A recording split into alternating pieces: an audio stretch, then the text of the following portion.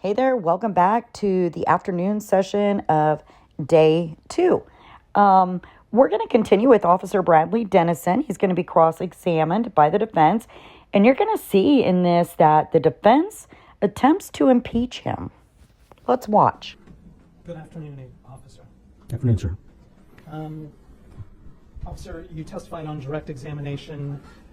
You've been a Border Patrol agent for 23 years, is that correct? Yes, sir. And so back in 2018, I think you said it had been about 18 years, is that correct?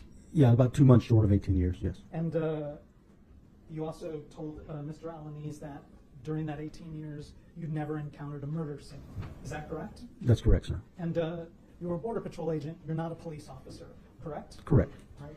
But you know not to disturb a crime scene, correct? Correct, sir. We've received limited training in that, yes. And you testified on direct examination that you thought it was suspicious that Supervisor Burgos-Aviles was, in your mind, disturbing a crime scene. Is that correct? Correct, sir. Okay. Now, you also on direct examination talked about tracking. Yes, sir. Your experience in tracking. Correct, sir. Do you hold any certifications or titles in tracking? No, sir. That's not something that the Border Patrol issues certifications or titles for.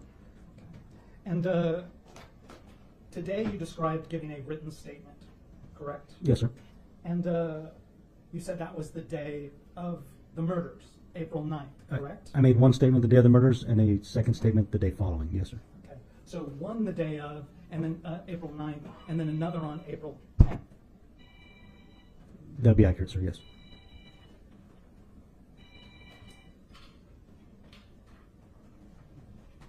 All right, let's take this opportunity to look at your phones right now and turn them off or put them on silent, please.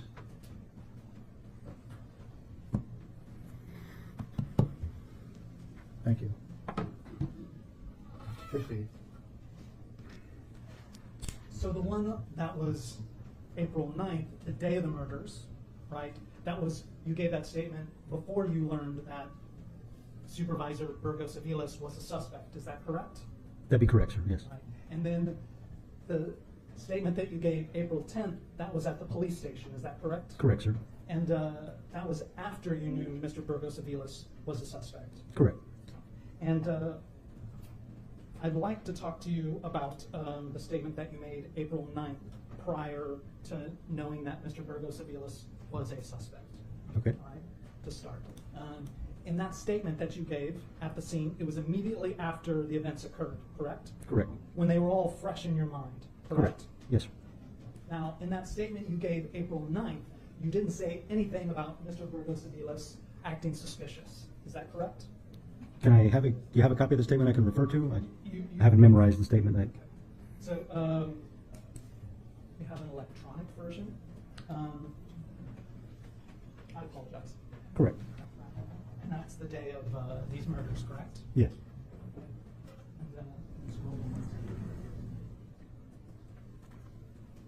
And this is your handwriting that you wrote, is that correct? Correct. And you can see it on that screen right in front of you, is that right, sir? Yes, sir. Just take a moment.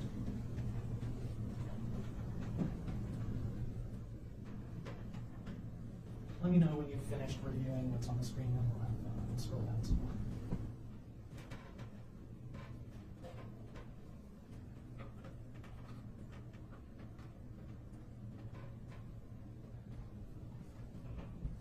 Go ahead and scroll.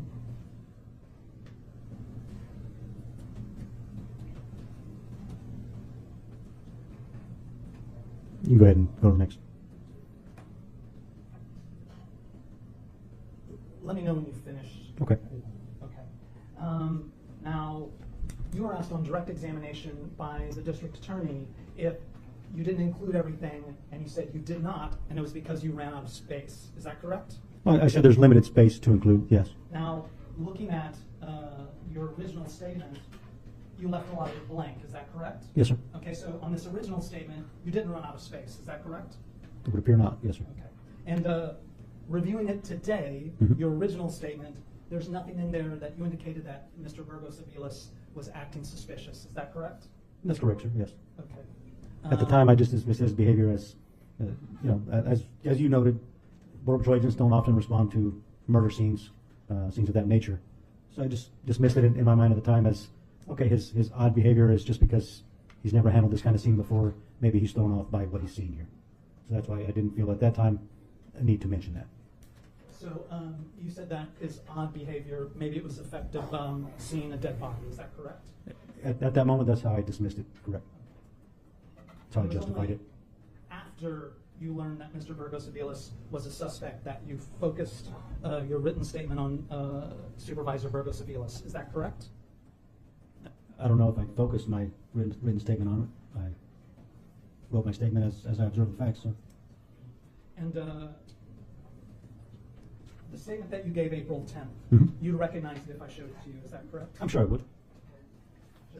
You may.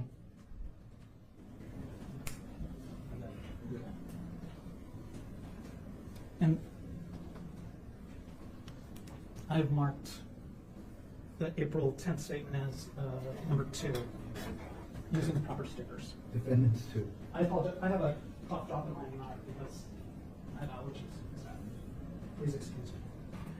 Those 2 pages and what is Defendant's Exhibit number 2, do those accurately reflect the statement that you gave on April 10th? I'm sure they do. Can I have a moment to read the entirety? Thank you. Okay, sir. And does that, what's marked as Defendant's Exhibit number 2, accurately reflect the statement that you gave on April 10th? Yes. At the police station? Okay. At this time, I'd ask that Defendants 2 be admitted into evidence. Check on it. You can use it for impeachment, but not to introduce it. Approach, please.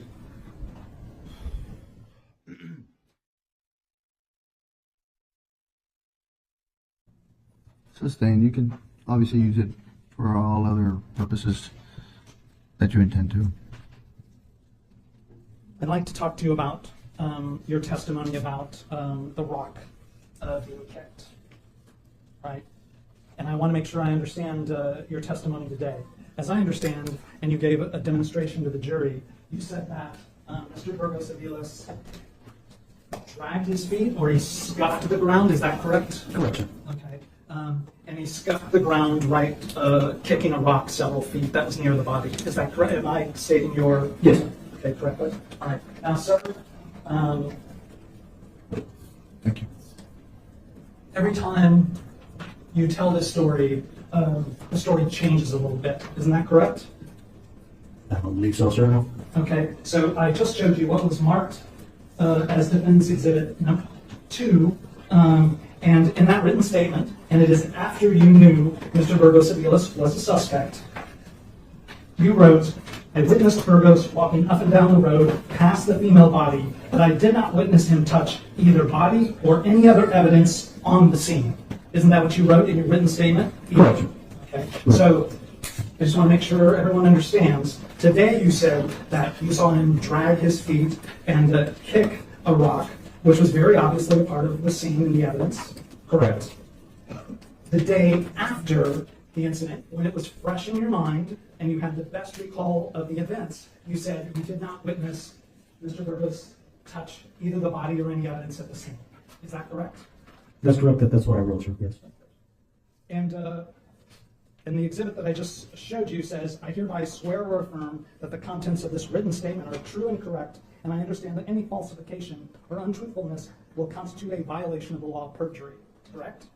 Correct. That's what it says. And as Border Patrol, you're a member of law enforcement, Right. Yes. so you understood what that language meant. Yes. Correct? And as a member of law enforcement, you know that when you make a sworn statement, it must be complete and accurate. Correct? Correct. Because you understand that a jury of judges and attorneys will look at that statement and rely upon it, correct? Correct. So, if I may, sir. One second, I feel like questions. Okay. The record I'm passing the witness, States Exhibit 253 and 257. And you previously identified both 253 and 257, is that correct? I don't believe I did, sir. Okay. Well, that is the rock to which you identified that you testified that Mr. Burgos-Aviles kicked. Is that correct? I believe 257 was. 253, I believe, is the one I said I could not identify. Okay. But the level of zoom on the pictures makes it difficult. It'd be better if it was a more zoomed out picture. Okay. And I could see a large portion of the scene. So I just want to make sure everyone understands your description of the time that morning is that about a few minutes after you saw Mr. Burgos-Aviles say he was exploring, you heard the call over the radio, and that's where you came directly to Father McNoble Park. Is that correct? Correct. It was about 10 minutes after I spoke to him. And you went immediately to the scene and were trying to assist. That's where you witnessed the dead body, correct? Correct. And it was around that time, right, immediately on the scene where you saw Mr. Burgos-Aviles on the other side of the body while the three plus you other Border Patrol agents were on the island, correct? Correct. And you thought it unusual that he would be on the other side because he might be disturbing the scene. Correct. And that is prior to, and I apologize, let me back up. And then it was moments after you saw him on that scene, on the other side of the body, that you saw him scuffing his feet or dragging his feet and kick the rock. That's depicted in 257, is that correct? Correct. Right. And so that's prior to crime scene investigators coming out and taking photos, correct? Yes. Okay, so this photo in 257, which has an evidence marker here, and was apparently taken by Laredo Police Department crime scene, that is after Mr. Burgos-Aviles kicked the rock. Is that correct? Yes, sir. It would have to be. Okay, and I don't have the best eyesight, but sir, you discussed on direct examination your ability of looking at tracks and tracking. And Correct. you pointed out for the district attorney some shoe prints. Yes. Could you come show the jury where on this photograph the tracks of Mr. Burgos-Aviles dragging his feet on? I can look.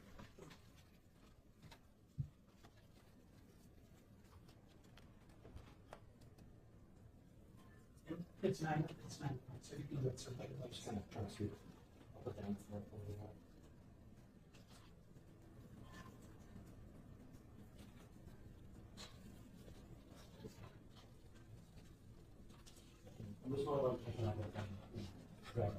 Okay.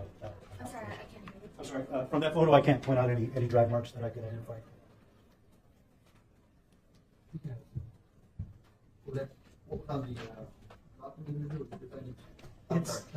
Stage 257? It was states 257, yes, sir. I just got one more. Now I understand that you and Supervisor Burgos-Aviles both worked at the Laredo North Station. Is that correct? Correct. And in the almost 9 years that Supervisor Burgos-Aviles was at the Border Patrol, you two never worked one-on-one. Is that correct? A few times, like not one-on-one in the same truck riding together, but maybe at the checkpoint, some other assignments like that where we would have interaction, yes, but not one-on-one for an entire shift, no, sir. And you've been there almost twice as long as Supervisor Burgos. Is that correct? Yes, sir. Okay. And had you ever applied for a promotion or applied to become a supervisor? I applied one time, I believe back in 2006, 2007-ish. That was it. Didn't get selected and never did apply again. Judge, I passed the witness back. All right. Thank you for your patience. Yes, sir. Any follow? Redirect? Have that statement. No, sir, hand it back to him. Which statement that I just handed to you? When did you write that one? This was on April 10th, the day following the murders. Now you began to try to explain maybe perhaps why your testimony didn't include everything, or your statement didn't include all your testimony. Correct. So, as I mentioned earlier, also that there is limited space on these forms. On this form, I did use the entire space available.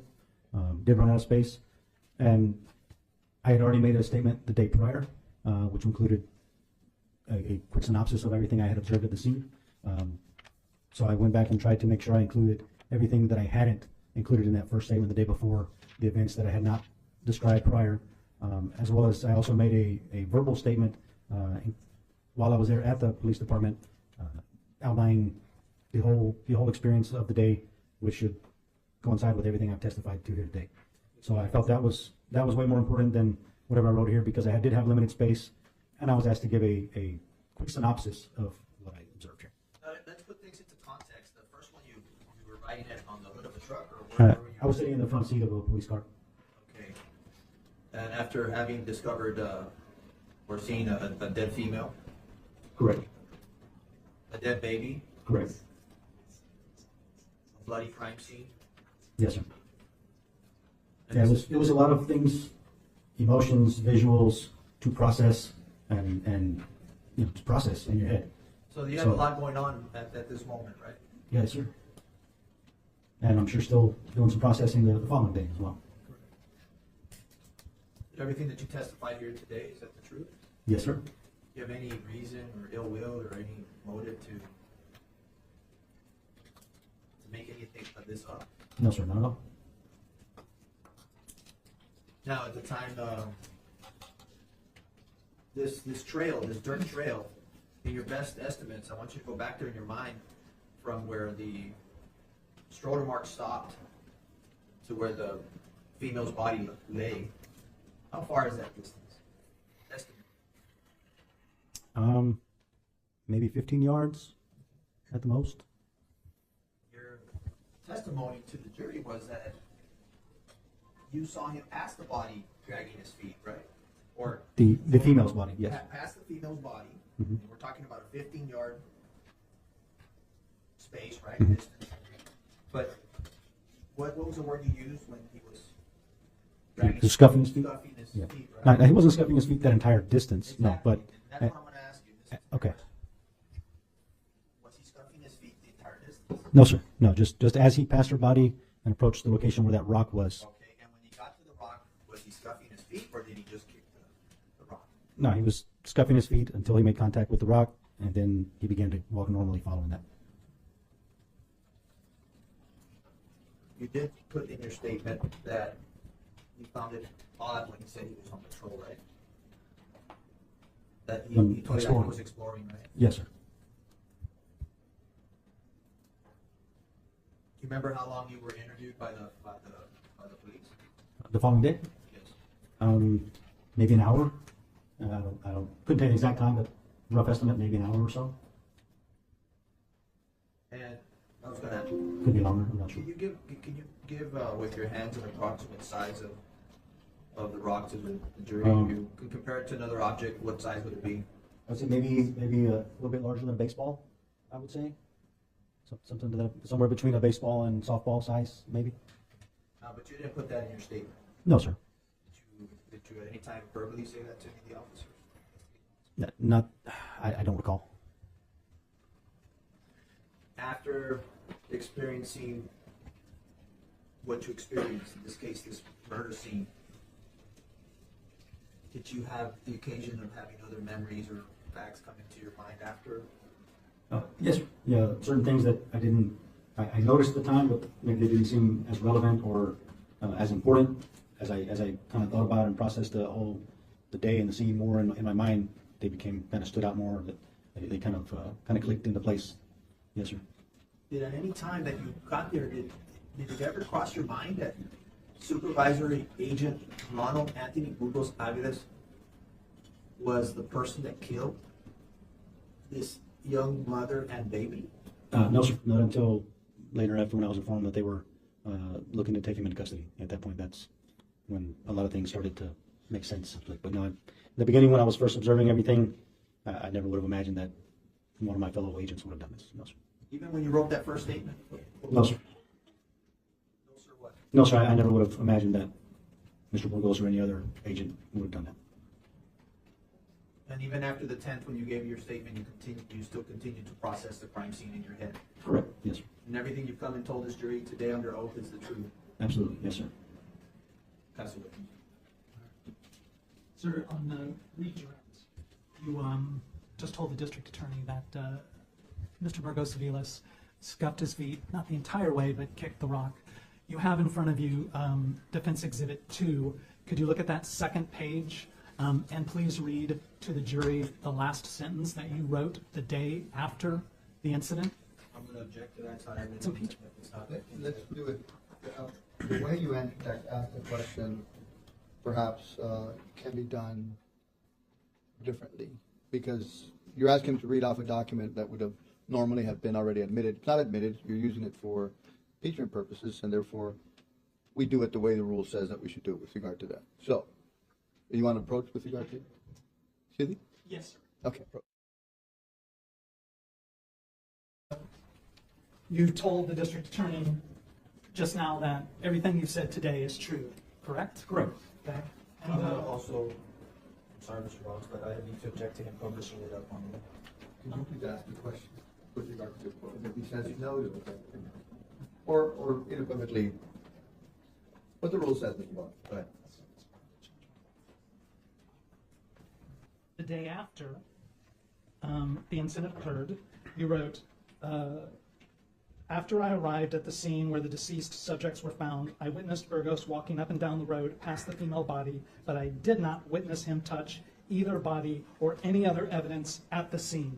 That's what you wrote, correct? That is what I wrote. Overruled. Go ahead. What was your question? That's what I wrote, yes, sir. But you told the district attorney that the more time has passed, things have come into your mind. Is that true? Yes, sir. Okay. So the statement that you swore to under penalty of perjury that you gave the police the day after the incident is not true. Is that correct? I'm not sure I understand your question, but I'll answer it this way. The statement that I made was absolutely true and still is true. When I was referring to evidence in that statement, I'm referring to the body, the clothing, the stroller, anything like that. Him walking up and down the road touching the dirt could be him touching evidence, could it not? Yet I already made a statement that he was walking up and down the road. So anything could be construed as evidence, a blade of grass that had blood on it that he happened to touch. I didn't visually see him interfere with any large pieces of evidence that were obviously, hey, that's evidence, that's a stroller, that's a body, that's a piece of clothing. That's what I was referring to in that statement that day. And I just want to make sure everyone understands, because I thought on direct examination you said that when you saw that rock, it was very obviously a piece of evidence. It had blood on it. It was obvious that it was moved and disturbed. But so was every piece of dirt he stepped on. So Not every piece of dirt that he stepped on had blood, correct? I would imagine not. No.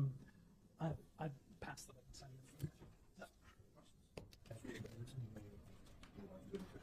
Thank you. Okay. Mr. Alice, your next witness, sir. Francisco Lara, United States Border Patrol.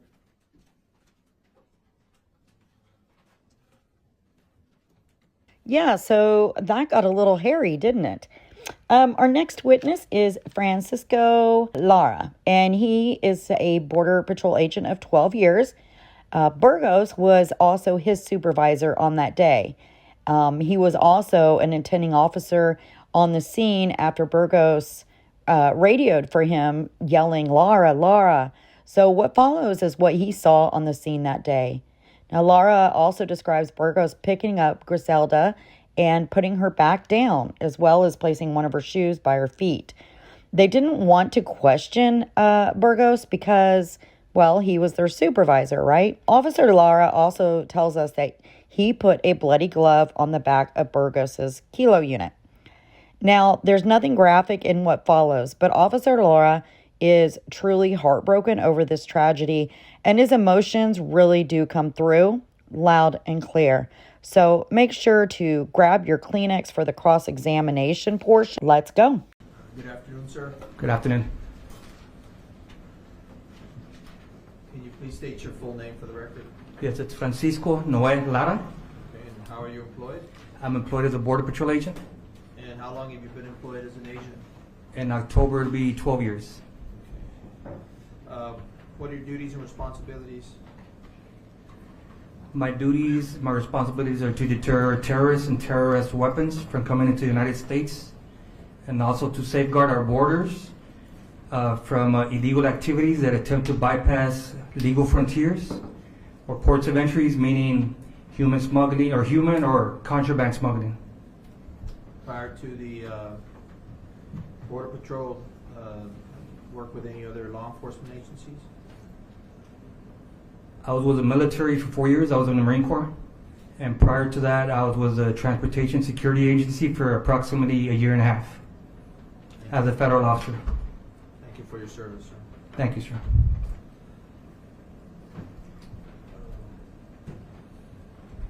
On April the 9th of 2018, were you employed as a Border Patrol agent? Yes, I was. Were you a supervisor? No, I was not. I want to go back to that day. Where did you report to that day? I reported to the Laredo North Border Patrol Station. At what time was your tour? My tour started at 6 in the morning and it lasted till 4 in the afternoon. Okay. Were you present for muster that day? Yes, I was. Okay. And what did you get assigned an area that day? As far as the area, my duties that day were to pretty much take care of 4 new hires, 4 new recruits that had been barely employed and were about to go to the academy. So my job that day was pretty much to take care of them at the old Border Patrol Station on Zapata Highway. It's for the South Station. We call it Old Base 7. My job that day were to pretty much take care of them while they get sworn in. So kind of field train? Yes, I was a field training officer. Still currently am. I'm sorry? I'm still a field training officer right now. Okay, so you still do field training? Yes, sir. Okay. Did you have a new recruit with you that day? Yes, sir, I did. And what was his name? Johnny L. Smith. Okay. And did you at any time that day visit Father McNaboe Park? Yes, I did. Okay.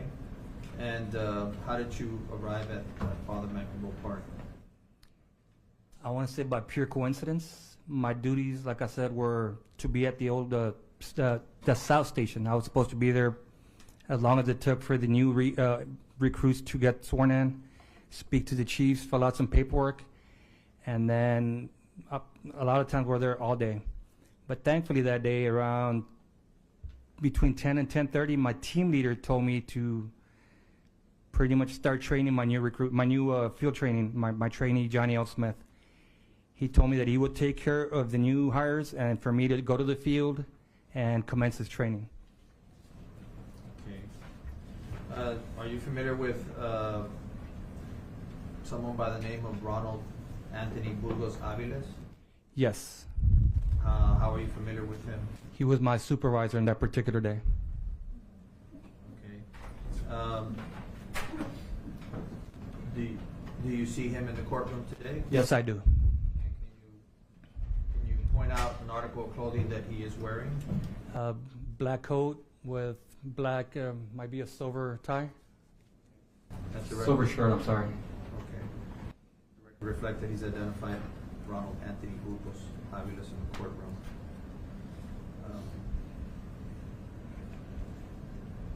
Now,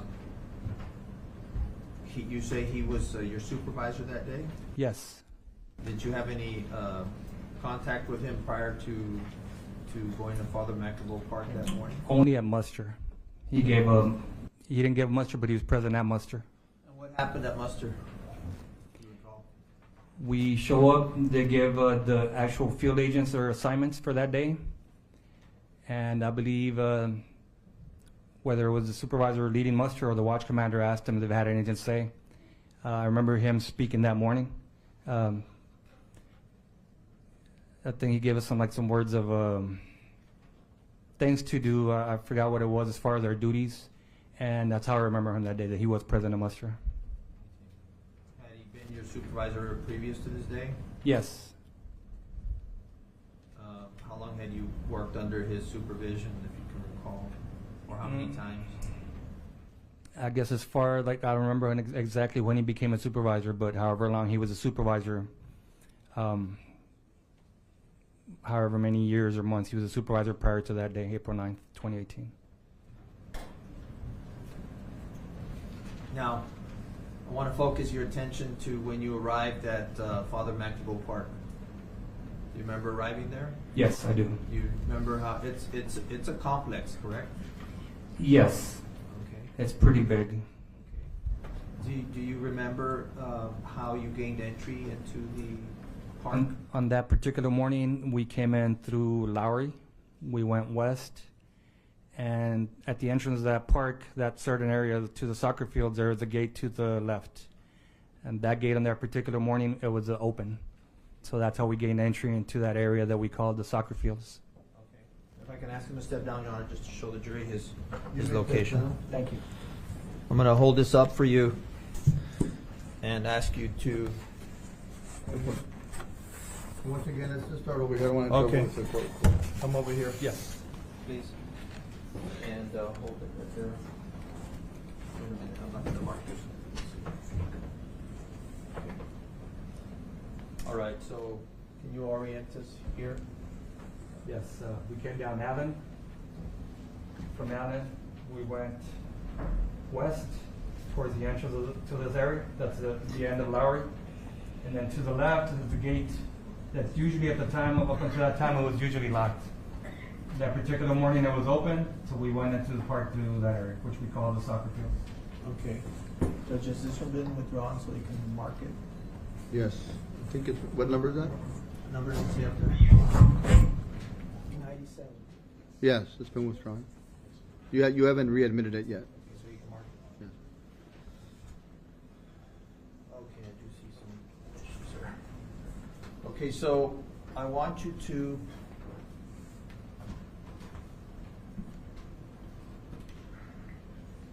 with this black pen mark where you entered the park you said on Lowry. Yeah. There's a gate, so through this area. Show me an arrow. Oh, draw an arrow. Eh? Okay, and put your initials above that. Okay, and can you show us where the gate is? The gate should be somewhere around this area, sir, as well. Okay.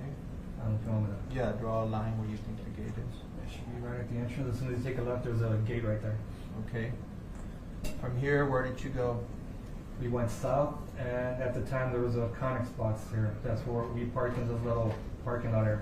We reversed into that area. Is it in here? Yes, this area. Okay. So you can put a P there where Yes. where you parked. Okay. Did you reverse into this area? Yes, I did. My truck was facing east into the neighborhood. Okay. And put your initials right there. Okay, and how long were you parked there? No more than 5 minutes. What were you doing? We were going to laminate some maps that I had assigned my trainee that morning. He did not complete the mission over the weekend, so we were going to laminate them with packaging tape. Okay. Were you supposed to be in this area?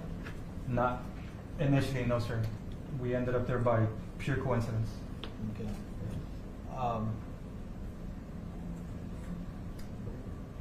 The time that you were there, did you end up moving your vehicle at any time after parking it? Only after, at the time, Mr. Burgos asked me for my assistance. Okay. And we'll get into that, but now that I have you standing here, you say he asked you for assistance. Where would you have moved from here? From here, I would have moved to this area, Okay. which is south towards what we call the Bettis property over here. Did you drive or walk? We drove, sir, once he asked for my assistance. Okay, so show me the direction you drove. We drove across the field. Well, you cut through the field. Yes, to the soccer fields. Where did you cut to? Through here, there's a dip. And then once we get, because this area is, at the time there was a bunch of brush and trees. There still is. But at the time we came through this dip, I remember I went around, I guess, I don't know if you want to mark. This is where I parked. Yeah. When I came to his assistance, I saw his truck on this side and I parked directly across him. Okay, so this is, without marking it, Yes. there's two markings here, which is the general area where these vehicles were. Yes. Do you remember this island? Yes, I do. So I would have parked there initially when I came across. Okay. All right. That's all for now. Yes. Have a seat. Thank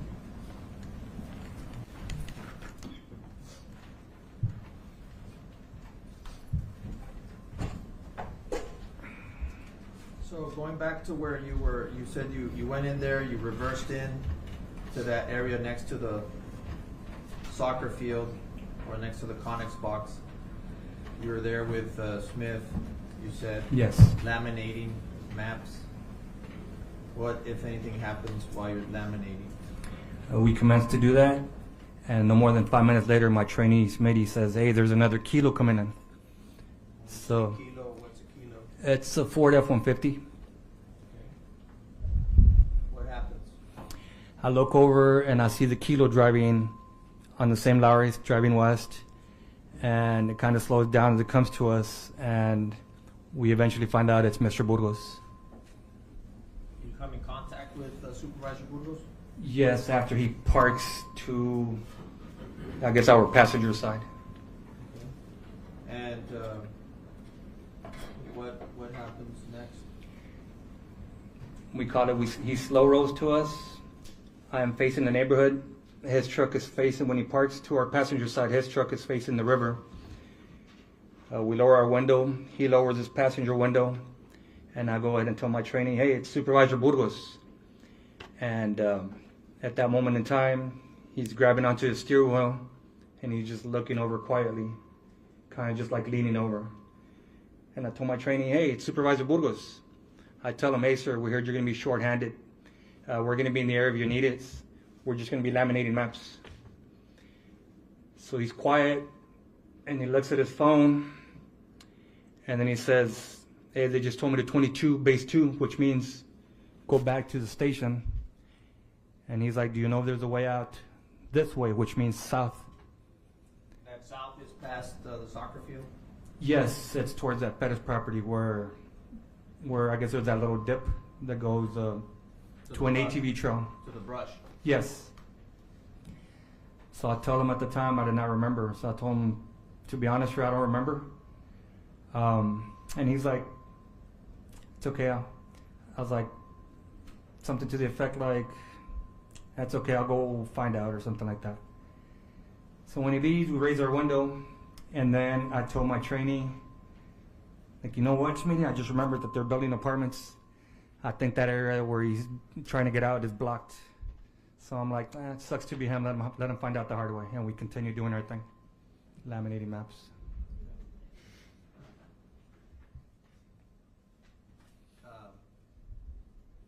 After you said that it sucks to be him, what happened? We continue laminating maps. He's cutting the maps. I'm trying to laminate them with the packaging tape. And no more than a minute and a half, less than 2 minutes later, we hear him over the actual radio. And when we hear "Lara," something to the effect like, "I need you." That's Lara, get over here. So as soon as I hear my name, Lara, with some urgency, I drop what we're doing and we drive across the soccer fields to his position.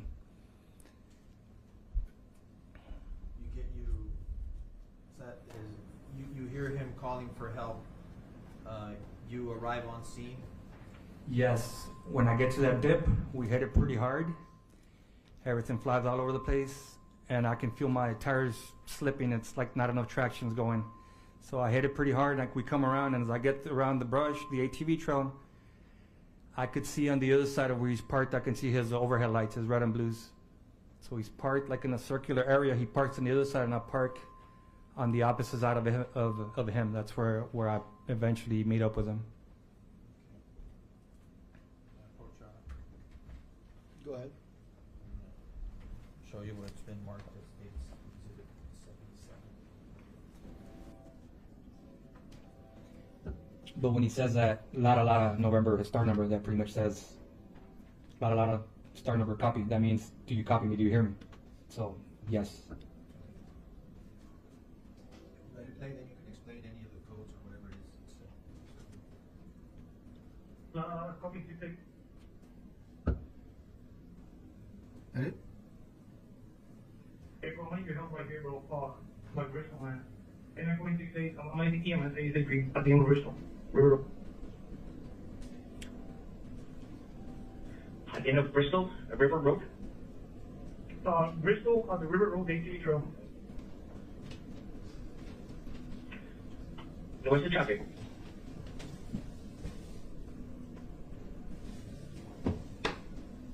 And this is subject you need help basically. Yeah, what's the traffic what's the situation? What kind of EMS are we gonna be requesting? 940, I don't know yet. Stand by. Let me go check. Just have to come over here. It's Bristol River Road. That's there in that Elwood area. Yeah, 10 Therefore, we'll be sending by for information on the subject. The VP on subject. Stand by. We're trying to see if it's a head aspiration or. Go. 868-247. I'll be heading away from the trip, please.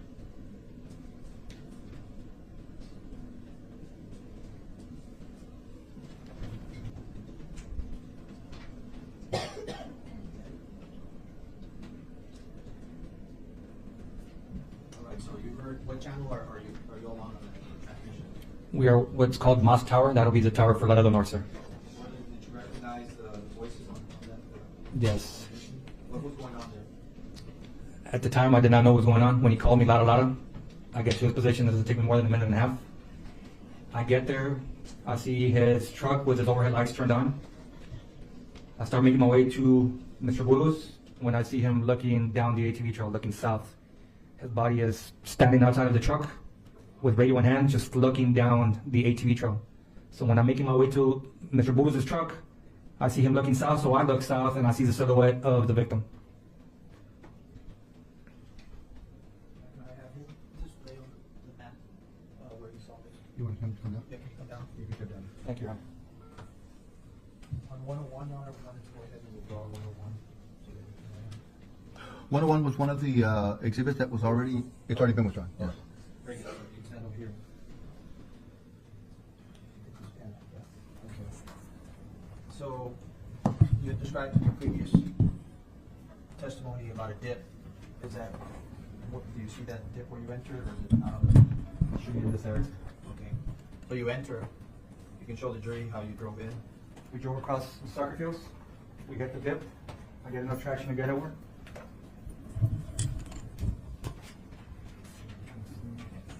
At the time, Mr. Burgos is parked on this side was his kilo truck, so I go ahead and park on the opposite side. So eventually, when I'm trying to make my way to him, I see him looking down south towards the ATV trail. That's when I look over and see the silhouette of the victim. At any time, do you aware of another kilo unit coming also arriving and parking behind Burgos? After the fact, it was Agent Dennison. Okay, so it would have been, At the time, it was just him and myself. okay, but so after, you got there before Agent Dennison. Yes. So if you could indicate where you would best approximate Burgos' kilo unit was when you arrived with a B for Burgos. Somewhere here. Okay. And put a K for kilo. BK, right here, next to it. Okay, and where did you put your kilo unit? It should have been directly across from him. Okay, so you can put more or less your last name or initial. Okay. And the kilo unit there, right, K. And where did Dennison ultimately park his It vehicle? should have been behind Mr. Burgos. Okay, so put a D there for Dennison. Okay, put the K for kilo unit. Okay. So now, describe and indicate for the jury what you saw. Initially, all I could see was his overhead lights through the brush. At the time, it was pretty high brush, but I could still see enough of his kilos. I see the overhead. I don't know what I'm expecting. All I heard is that he called me. It sounded urgent, so my job is to get there as fast as I can. So I parked there. I'm looking over towards him, and that's when he's outside of his truck, looking south, the ATV trail. South is towards me? Yes, towards the Bettis property. There is a house over here, a landmark that we refer to as the Bettis property.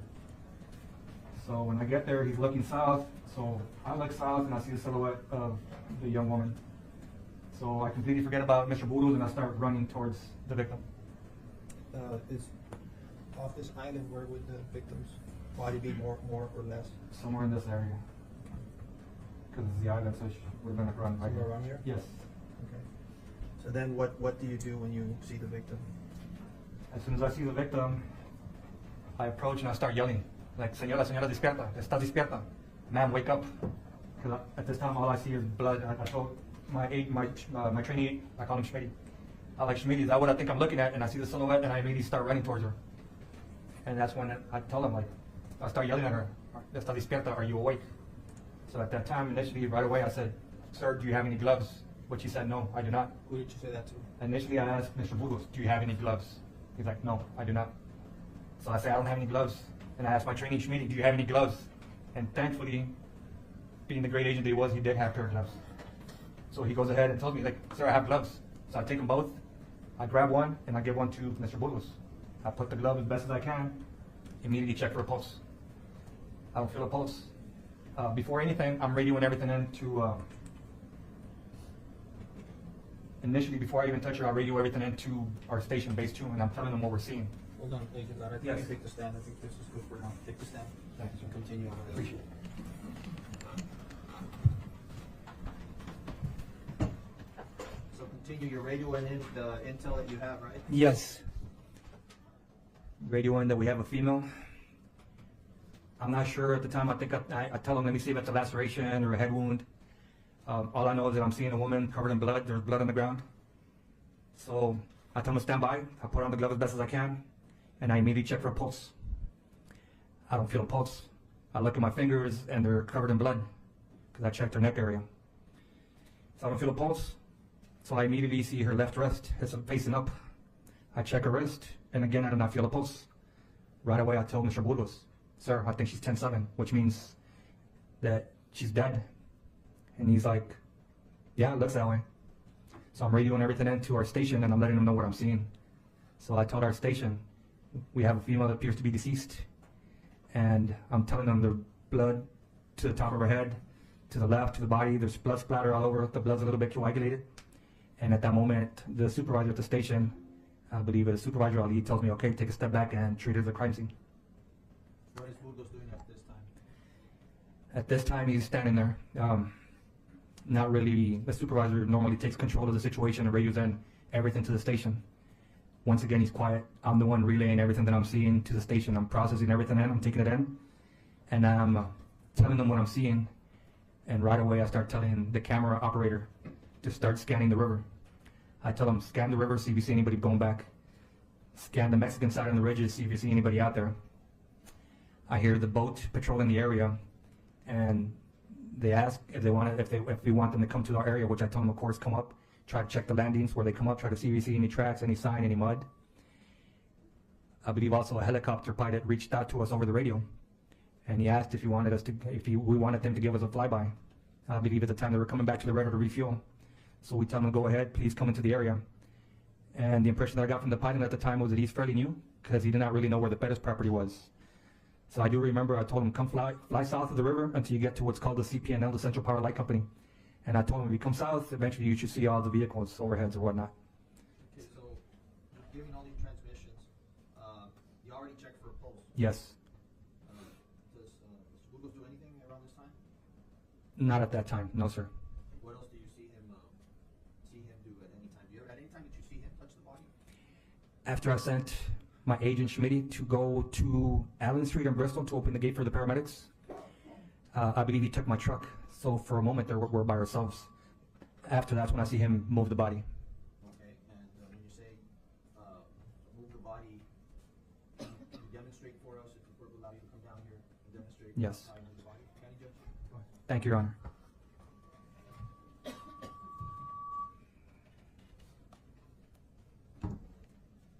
At the time, I'm standing next to her, the victim. I check her. Mr. Boone is standing over here to, I guess on the other side of her.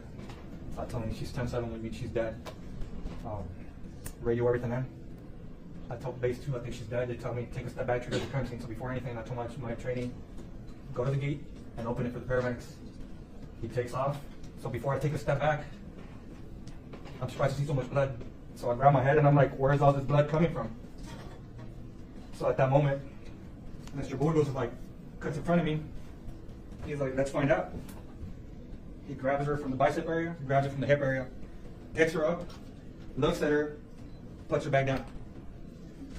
He does that, and my eyes were wide open. I was like, what is going on? And I take a step back. At the time he picks her up, I could see the shadow of her face, full of dirt. I could see her hair over her face, but I did not get a clear picture of her. But I am so freaking out and in shock, because I don't know what I'm looking at. So he puts her back down, goes back over her. He's like, you know what? This stuff makes me nervous. I'm gonna go back down this way. And he points south again towards the Pettis property. And he walks away, and I see him with his phone in his hand. He's doing something. At the time, I'm thinking he's gonna call base 2, but from what I understand, he never did.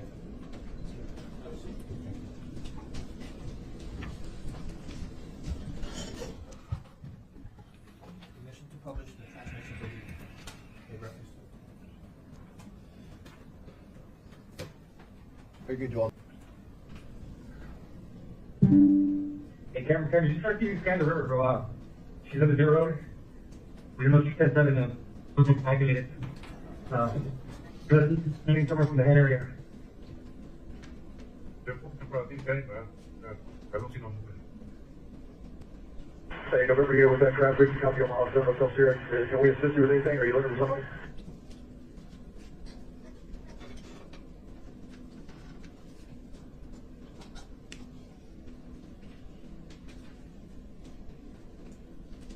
Hey, Omaha, the copy. I think they're on Walker, but I believe they encountered one subject, I guess, bleeding.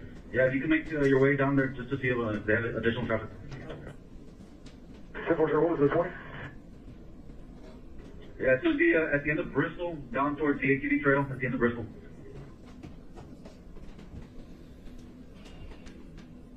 Okay, Roger, 13. November 16th, the copy. Yeah, Mrs. Benavente, that 13.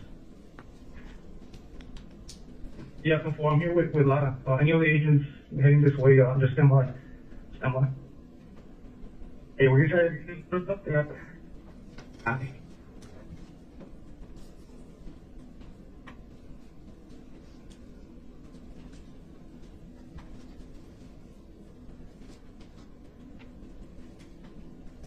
Hey, 6-8. Copy, Davis.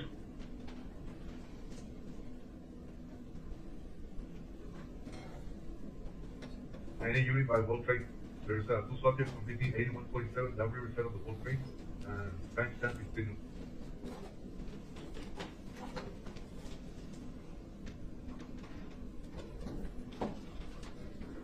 Hey, 940, copy base 2. Can you notify LPD if you have not done so to respond to that traffic as well at the end of Bristol?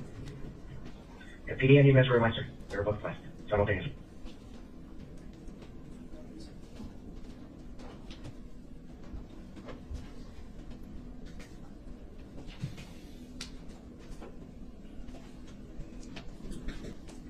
Now, after you said he walked away south towards the Pettis property, you said he was messing with his phone. What if anything else did you see him do, or what happened? He goes south. I lose him down the ATV trail for a few moments. Eventually, he comes back because I lose sight of him around a curve. A few moments later, he comes back with a tennis shoe, and he's grabbing him by the shoelace. And he's coming back with the tennis shoe towards my position. I didn't think nothing of it at first, so I'm like, I asked him, "Hey, sir, what do you have there? What do you got there?" He's like, "Oh, I found the shoe in the brush." In my mind, I'm, okay, he found a shoe. Same thing, I didn't think nothing of it. So he's walking back, and what shocked me was that he put it at the base of her feet, and he just put it there. So again, he puts it there, and as soon as he does that, he starts dragging his feet. Kind of like when you're skiing, he's just dragging his feet to the point where he's picking up dirt. Once again, I'm like, I don't understand what I'm looking at, because I specifically told him there's blood over here to the right of the head, over here to the left. There's blood splatter exactly where he was picking up the dirt. So I'm just processing this quietly and just making mental notes, because at the time, he was my supervisor in charge of me. So in my mind, I'm nobody to be telling him what to do. He tells me what to do. I am a field training officer at this time, but as a supervisor, he's in charge of me. So I remain quiet. By this time, I believe Agent Dennison and Schmitty and I think Agent Herndon are coming back to the scene with the paramedics. And at that time, everything just starts happening. All right, let me stop you right there. I'm going to show you, this is a graphic photo. I'm going to show you this graphic photo. You can turn on Can you identify what you just testified to, what you described? Yes, sir. That is the victim, the young woman. At the base of her feet is that shoe that Mr. Burgos placed after he came back from the trail. Okay. I'm going to show show you 131. You recognize that shoe? Yes.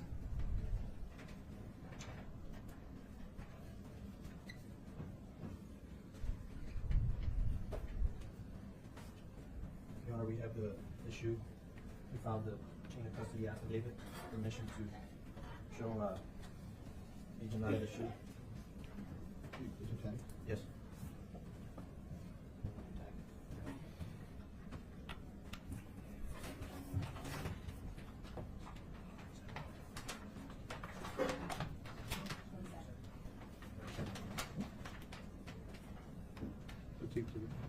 This is State's Exhibit 37.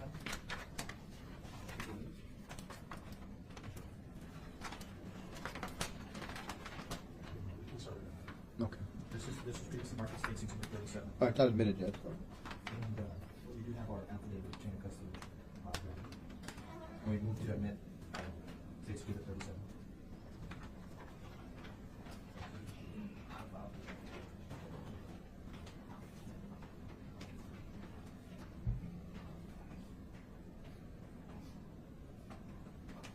Move to introduce it. Any objection to 37? States 37. Admitted. Ask you to put these on. Yes.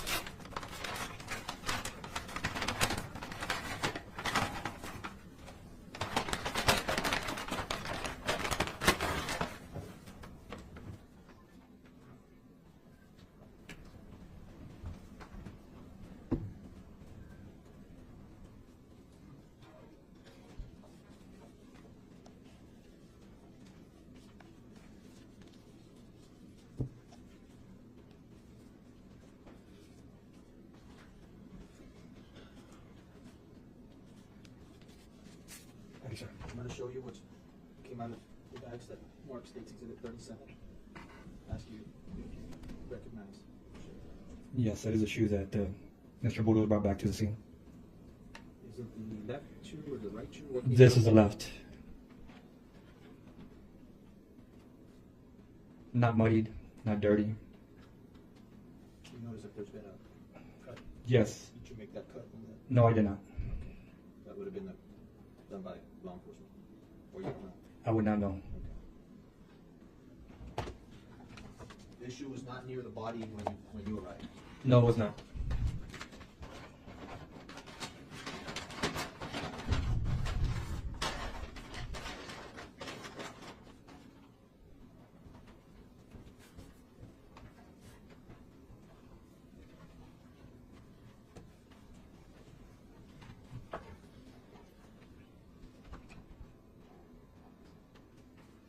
After he drops the shoe, what, if anything, happens next?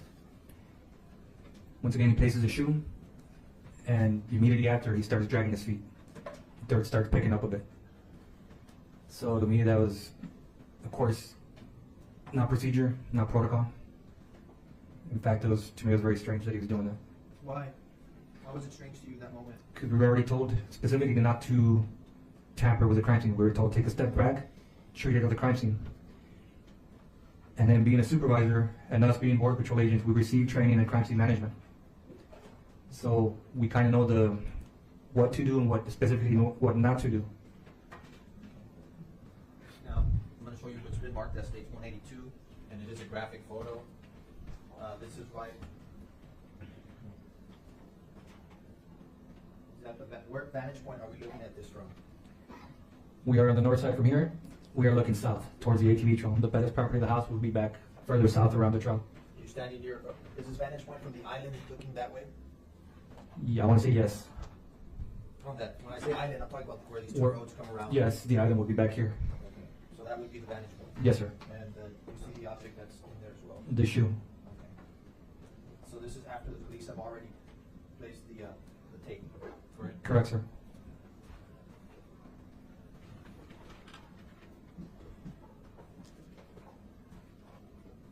So his treatment of the crime scene, you testify that is confusing to you, correct? Yes. What else, if anything, happens after that? After he does all that, I'm still standing there on that same grassy little island. That's when Agent Dennison, Agent Herndon, and Schmidt are coming back in with the paramedics. As soon as the paramedics arrive, they grab their equipment, they place those little pads on her body and start checking for signs of life. And any time that you're there with Supervisor Agent Burgos, does he indicate that he knows this person? Not once. So after the paramedics get there, what, if anything, did you do?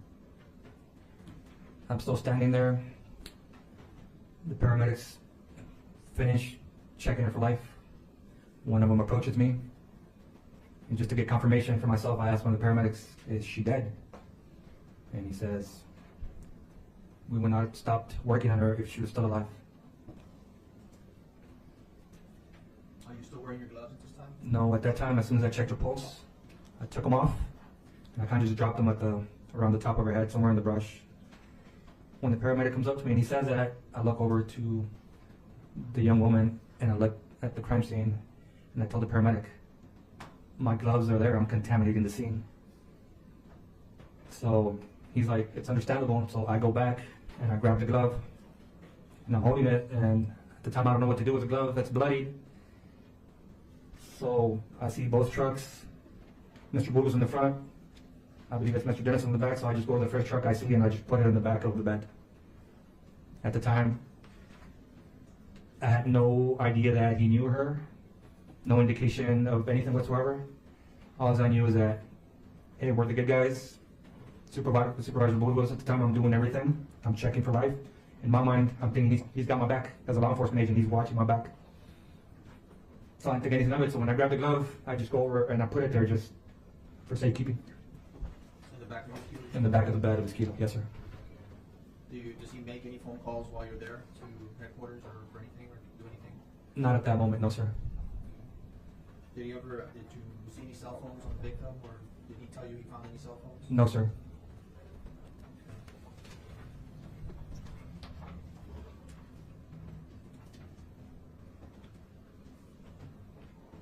Did you get to write a statement for the Laredo Police Department? Yes, sir. On scene, I made an affidavit, a quick synopsis of what happened, the encounter. Okay. Well, did you write one, or did you write two? On the scene, I wrote one, and at the police station, I wrote a second, like an addendum.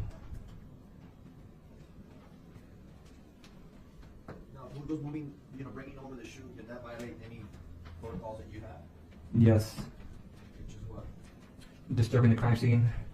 In my mind, planting evidence. Did he ever give you any instructions to look for any subjects, go patrol, go investigate, check for riverbanks? Did he give you any orders? No, sir. I was just doing what the supervisor at the station told me to do, was take a step back and treat it as a crime scene.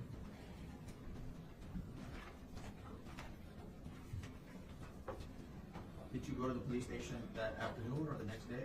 It was that afternoon, sir. Okay. And were you interviewed? Yes, we were told, my trainee and I were told to give our official statement at the police station. Were you involved in any way in the discovery of the baby? No, sir. Why not? Because at that time, I was on top of Mr. Dennison's truck doing my affidavit. So the only person that you saw dead was the female? Correct? Yes, correct. I'm going to pass the witness at this time. Any questions from the defense? Yes, okay. All right. Mr. Bach, go ahead. Good afternoon, sir. Good afternoon. Do you still have gloves? No, sir, I do not. Yes, sir. Thank you. Just need one? One, sir? Okay. Yes. I'm passing, this is the exhibit you previously examined, number 37, is that correct? Yes, sir. And that is the shoe that you saw Supervisor Burgos-Aviles place at the foot of the victim, is that correct? Yes, sir. Okay, and there is, you can see, where does it say memory foam? Memory foam? Yes, sir?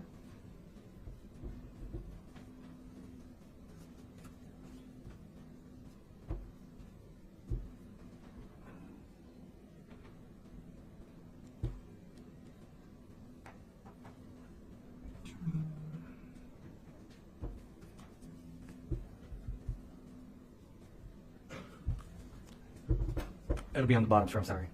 It'll be in the insole, on the heel. So, and when you say the bottom, do you mean the inside? The inside, yes, of the foam. I'm sorry. Okay. And how big? You're taking it off, you're gonna grab it again, I think. It's gonna take some time. It's true. So I just want the record to be clear. It's inside the shoe. There's nowhere outside of the shoe that you can see the memory foam. Is that correct? That's the only space I can see right now, sir. Okay. And so, and is that big writing that it says memory foam? It's pretty big, yes. And I'm finished with it. You wanna go grab it again? You gave a statement to the police the next day. Is that correct? The same afternoon, sir. Same day. The same day. Correct. And do you recall making that statement? To Yes. the police? Yes. And today, you told us that Mr. Supervisor Burgos-Aviles was dragging his feet. Correct? Yes. Now, had you ever encountered a murder scene in the time that you've been a border patrol agent? No. So, I think you indicated to everyone that this was and I don't want to put words in your mouth, so correct me, but it seemed like this was an overwhelming scene. There was a lot of blood. I've dealt with blood, but the sight of the murdered woman was pretty traumatic. So, so I understand that it was traumatic. Yes. But in the statement that you gave that same day, you never mentioned that Mr. Burgos-Aviles dragged his feet, did you? Not till the second statement. And by second statement, you mean the written statement, is that correct? The addendum, yes. Okay. It wasn't in the initial interview with the police that you said that Mr. Burgos-Aviles dragged his feet, correct? The first one, just a brief synopsis. When we went to the station, we actually gave our verbal official statement. That's when I mentioned it. Okay. And you would recognize a transcription of your verbal statement, wouldn't you? Yes. Okay.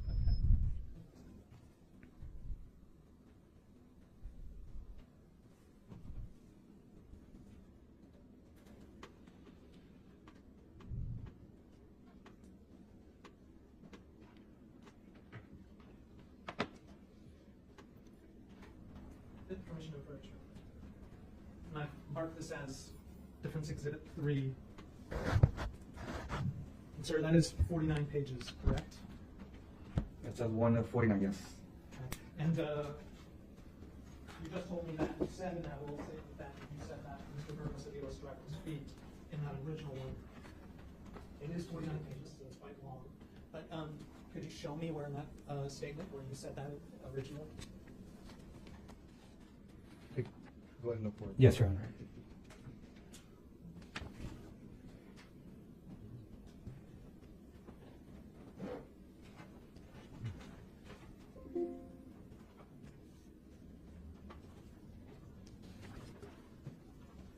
At this time, sir, I do not see it. So, and I want to make sure I understand that by today's testimony, when you said that you saw Mr. Supervisor Burgos-Aviles dragging his feet, carrying the tennis shoe, it was just you and he on the scene at that time? Yes. So, Officer Smith, the trainee, wasn't present at that time, correct? Correct. And Officer Dennison was not present at that time, correct? Correct. Okay, so the day of the incident, you'd already learned that Supervisor Burgos-Aviles was a suspect, made a statement to the police, and in that statement to the police, you never mentioned him dragging his feet, correct? Unless it was in the written statement that I put it.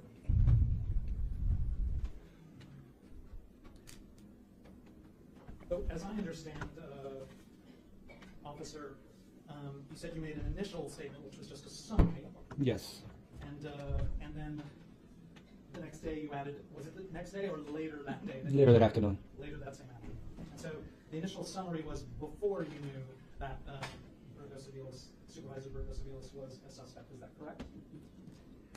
One of the supervisors on scene had told me that they're prime suspect At the time, I thought it was because of the bloody glove that I put in the back of his kilo.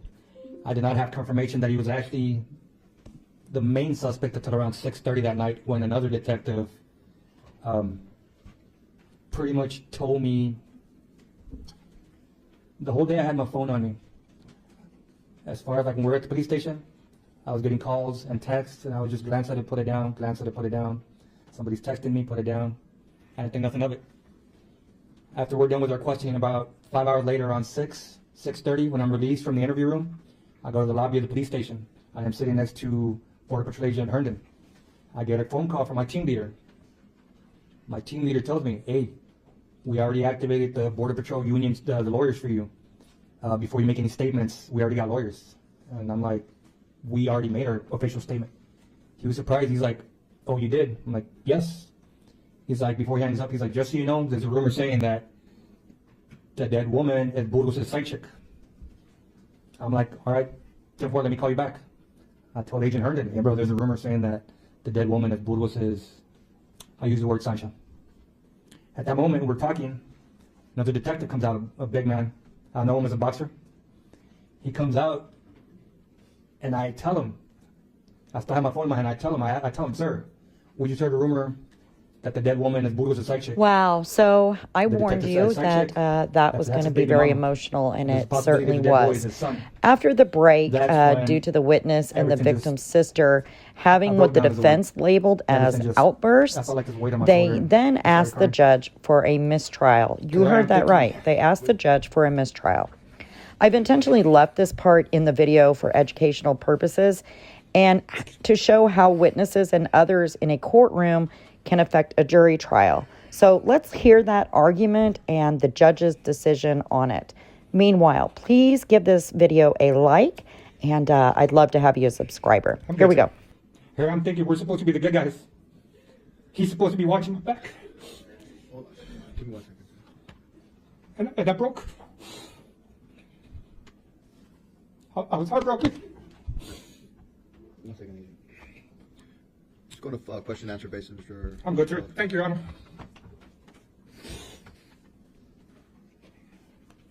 I was heartbroken. 1 second, sir. Yes, Your Honor.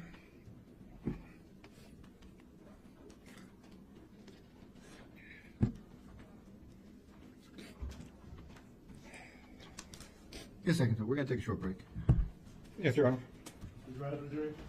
Yeah, so I warned you that was going to be very tough. You know, these are some of our toughest men and women in our country, but coming across scenes like this is not typical for them, and this would be so difficult for anybody, truly. So after the break, due to the witness and the victim's sister having what the defense labeled as outbursts, they then asked the judge for a mistrial. Yes, a mistrial. I've intentionally left this part in the video for educational purposes and to show how witnesses and others in a courtroom may affect a jury trial. So let's hear that argument and then the judge's decision on it. Meanwhile, please don't forget to like this video and become a subscriber. There is a... Everybody keep it down, please. We're on the record. I believe that this is what I assume. Everything that actually happens in court is on the record, but go ahead and summarize what you believe should be on the record. For the record, just before the break, there was a pause in the witness's cross-examination. Mr. Box was searching for documents, and the owner suggested that perhaps he proceed in a question and answer fashion. While he continued to search for the documents that he needed, the witness continued unprompted, injected his personal feelings about what he perceived at the time that had nothing to do with the evidence that was at issue.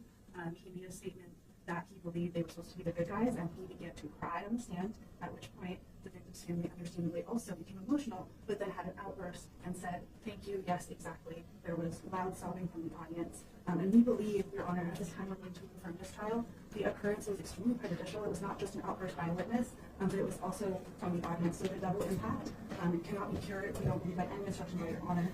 This is also further prejudicial because it occurred during the merit stage of the trial rather than the penalty phase, which is the fact that the CCA is considered. And when Your Honor has discretion to consider a motion for a mistrial, there are many factors to be considered, including the nature of the outburst, as well as whether the outburst created a substantial likelihood that the jury would be prejudiced. This was an extremely emotional moment in the courtroom, and I don't believe any jury would be able to disregard that and to refuse to grant a mistrial at the time would violate Mr. Burgos-Aviles' rights under due process and his right to a fair trial and an impartial jury under both the Texas and the federal constitutions. All right.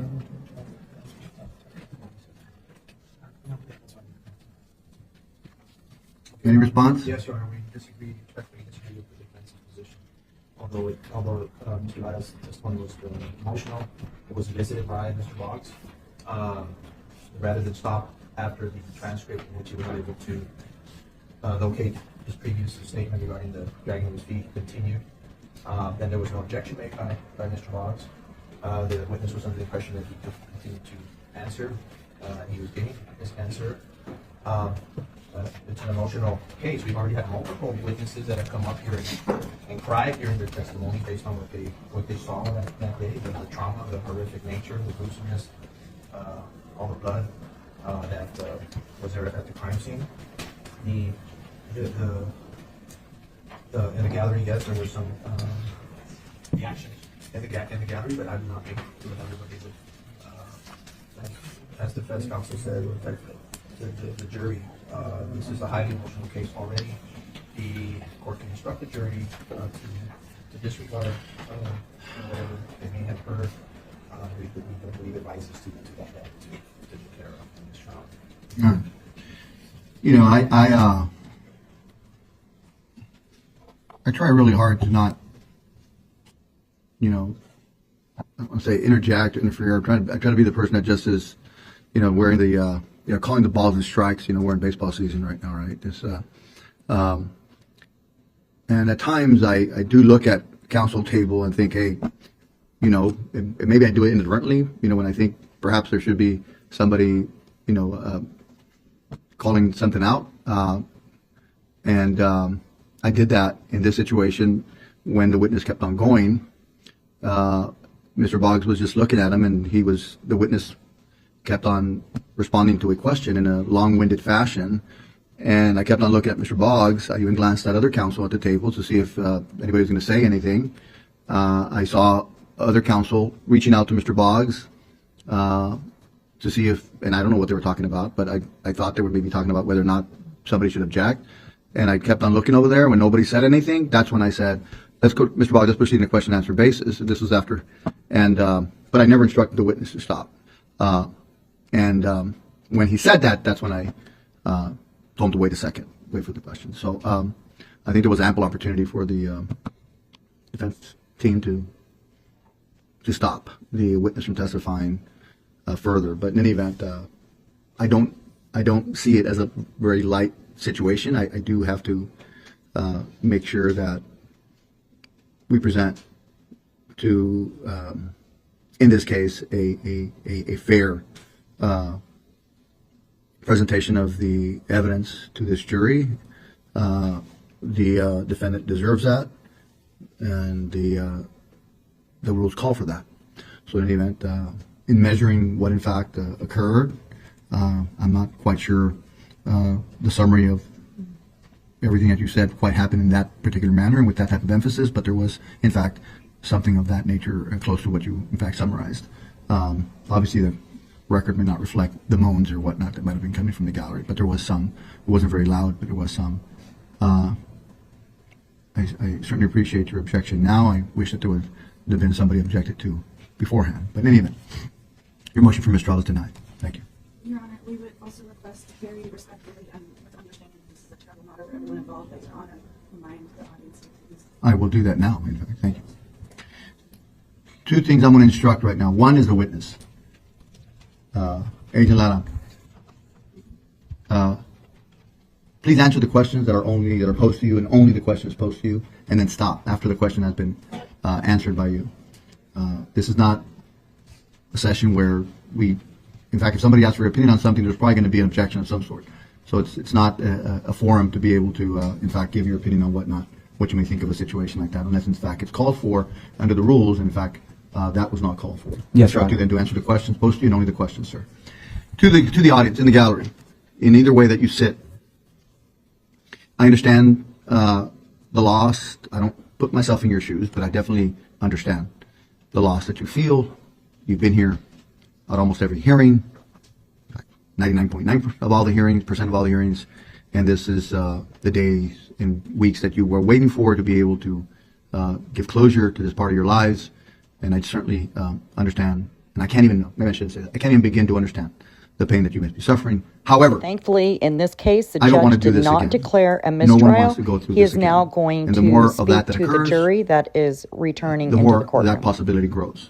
So please refrain from comments, and I'm not saying you can't whisper to somebody something or whatever, but I'm talking about where the jury may hear you. I don't want any of that. If you don't think that you're going to be able to do so, and I certainly understand that you will, if you will not, then please excuse yourself and go outside. I know it's hard to do. I'm sitting here talking to you like if not knowing and not ever being in the type of shoes that you are in, and I'm not trying to substitute for that. But I'm only here to do this job, right? And I need to assure that this proceeding is done in a fair and impartial manner, that the rules are followed, and that we only do this one time. That's it. And unless I do my job, like instructing you the way I'm instructing you now, and the witness, that possibility grows less and less. So I know I won't like it, but I will remove anybody from the courtroom and not allow them to come back into the proceedings if in fact any outbursts like that or worse occur. Thank you. Thank you. Bring jury back in.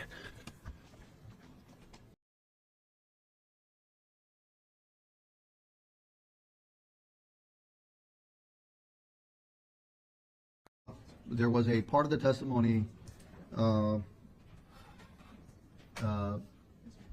unsolicited, from the witness that was objected to, and I in fact sustained the objection. And I am now instructing you, therefore, that the opinion given by the witness with regard to who they are and what they stand for and what not will be disregarded by this jury. That you, when the time comes to make a decision on this case, that you will not take that into account or factor that in any manner when making a decision on whether this defendant is guilty or not guilty of this crime that he is accused of by the grand jury in this state. You are not allowed to weigh in your consideration or mention it during your deliberations. That is the instructions I gave you. I told you at the beginning that you may receive more instructions. This is one of them. I told you don't concern yourself with the objections made or how many, but with the instructions I give you if something occurs as a result of that. This is one of them. Also, you will disregard, and the only thing that's evidence is what? The only thing you can consider is evidence, right? The only thing that's evidence that comes from here, not what comes from out there, from the gallery. You will disregard any comments that you may hear or outbursts that you may hear as a result of that. You will not allow any of that to weigh in when evaluating whether or not a defendant is guilty or not guilty. I'm instructing you, in fact, to therefore not do so when the time comes. Thank you. Any other questions of this witness? Yes, Your Honor. Thank you. Thank you, officer. So, just to back up a little bit, you indicated that in your oral statement given on the day of the murders that you did not mention Supervisor Burgos-Aviles dragging his feet. Correct? I might have mentioned it on the written statement, sir. The written statement. So when you say you might have, do you mean you don't remember? I do not recall it this time. Would it refresh your recollection to see your written statements? Yes. And I believe, Officer, you gave 3 written statements. Is that correct? Yes. 2. 2. So I am permission to approach. Right.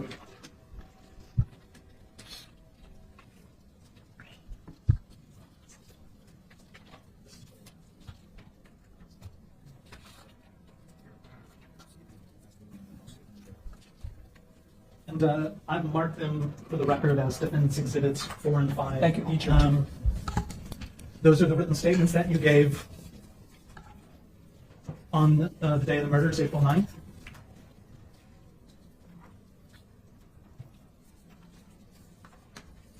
Yes, they are. I'm sorry. And just without reading them aloud, take your time, look them over, and let me know when your recollection is refreshed. It does not specify, sir, not that I can see. So I apologize. Your recollection is refreshed. Sorry, I have to do certain things for the record. Yes, it is. All right. And having your recollection refreshed, you didn't mention Supervisor Burgos-Aviles dragging his feet at the crime scene on the day of the murders in either your written statement or your oral statement. Is that, am I understanding correctly? Throughout the process of the case, I recollect certain events that were otherwise that I couldn't recall at the time. And just told me that you've recollected certain things over time that you didn't remember at the time, correct? I want to say yes. Okay. And I just want to make sure everyone understands and the record is clear. The oral statement and these written statements happened the day of the incident, when very soon after the incident, correct? Correct. And over the years, memories have come back to you. Is that what you're telling us? What I'm saying is that at the time when all this occurred, certain information that was not in my synopsis, I was under the impression that your client had enough integrity to disclose that information on himself. Judge, I asked that editorial access. Sustained. I'm not gonna instruct you once again, sir. Yes, Your Honor. You're a fact witness. Answer the questions factually, sir. Yes, Your Honor. Thank you for, you've been very patient. No, thank you, sir. This is a very emotional case. Thank you for your patience. I pass the witness. Yes, sir. I want to go back near the time of this crime to the date of April the 23rd of 2018. It would have been 14 days after April the 9th. You remember? 2 weeks after was, I believe, the bond hearing. Okay. I want to go to the bond hearing. Yes, sir. You remember that I subpoenaed you to the bond hearing? Yes, sir. Correct. You remember providing testimony? Yes, sir, I do. At the bond hearing. You remember testifying there for more than maybe a couple of hours? Yes, sir. Where you were questioned by the state and the defense? Yes, sir, I do remember. And this was 14 days after the crime, correct? Correct, sir. Do you remember, and like Mr. Boggs said, you know, it's been a long time. Do you remember everything you said on that day? Not everything. It's been 5 years. Would it help you look at the transcript from that day? Yes, sir. Approach, please. Not find in your written statement or in the transcript of your oral statement on April the 9th that you said he was dragging his feet. No, sir. Do you remember being subpoenaed to come to court on this case shortly after the murder? I do remember, sir. Okay. Do you remember testifying?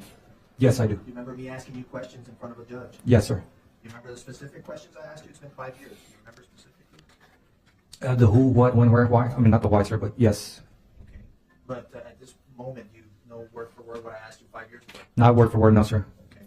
I'm going to show you what I'm marked as State's Exhibit 505, the reporter's record, in cause number 2018, CBJ 73284.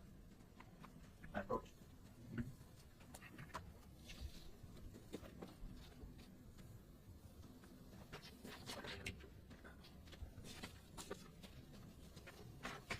This is on April the 23rd of 2018. And the proceedings before the Honorable Oscar J. Hale Jr. You remember going before Judge Hale? Yes. I want you to read to yourself on page 177 of this transcript. From line 2 to line 24. So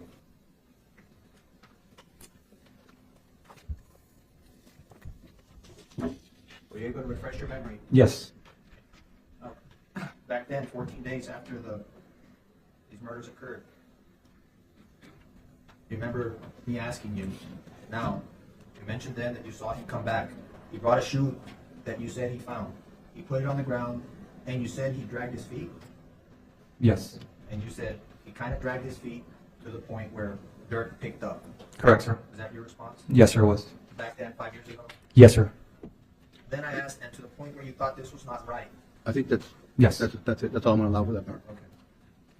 So, my question to you now is, this is not the first time at this trial that you testify that Yes, it's not the first time. that he was picking up or Dragging his feet. dragging his feet. Yes, not the first time. Thank you. Yes, sir. All right. Any recross?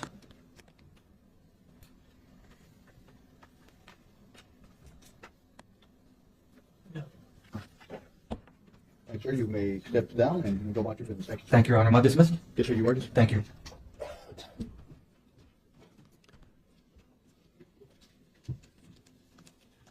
Okay. Your next. All right. So we're almost to the end of the day 2 of the trial. We have 2 more witnesses to go. The one coming up next is Juan Mercado. He also is a Border Patrol agent, but additionally, he was the neighbor that had the home security system that caught Ronald going home to change his clothes after he allegedly committed the 2 heinous murders. Coincidentally, Juan is also a friend, or was a friend, of Ronald's.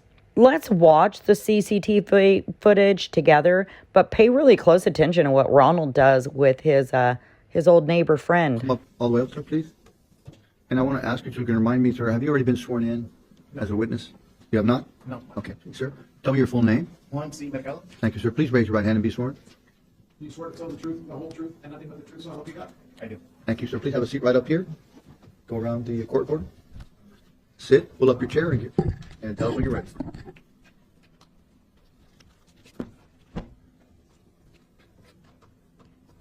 Proceed, Your Honor. Yes, sir, go ahead. Thank you.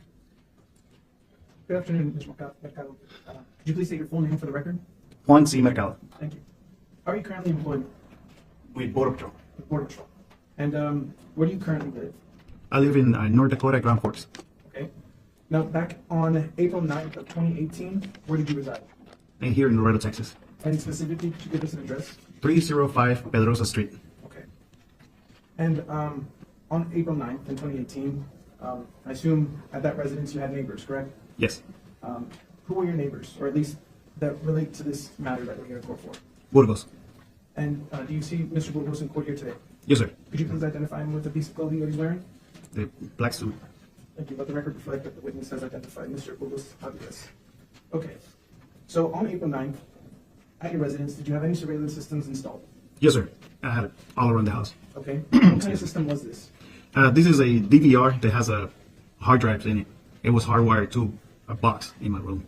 Okay. So the system you had isn't like a Ring or a Google Nest, correct? No, this is straight up a box DVR that had his own hard drives. Hardwired. Mm-hmm. So the CCTV closed circuit, nobody has access to the internet, stuff like that. That is correct. Okay. And with regards to the way the camera operated, how would it store data? To a hard drive integrated inside the box. Okay. So yeah, it's like actual hard drive. And did these cameras record 24/7 all the time?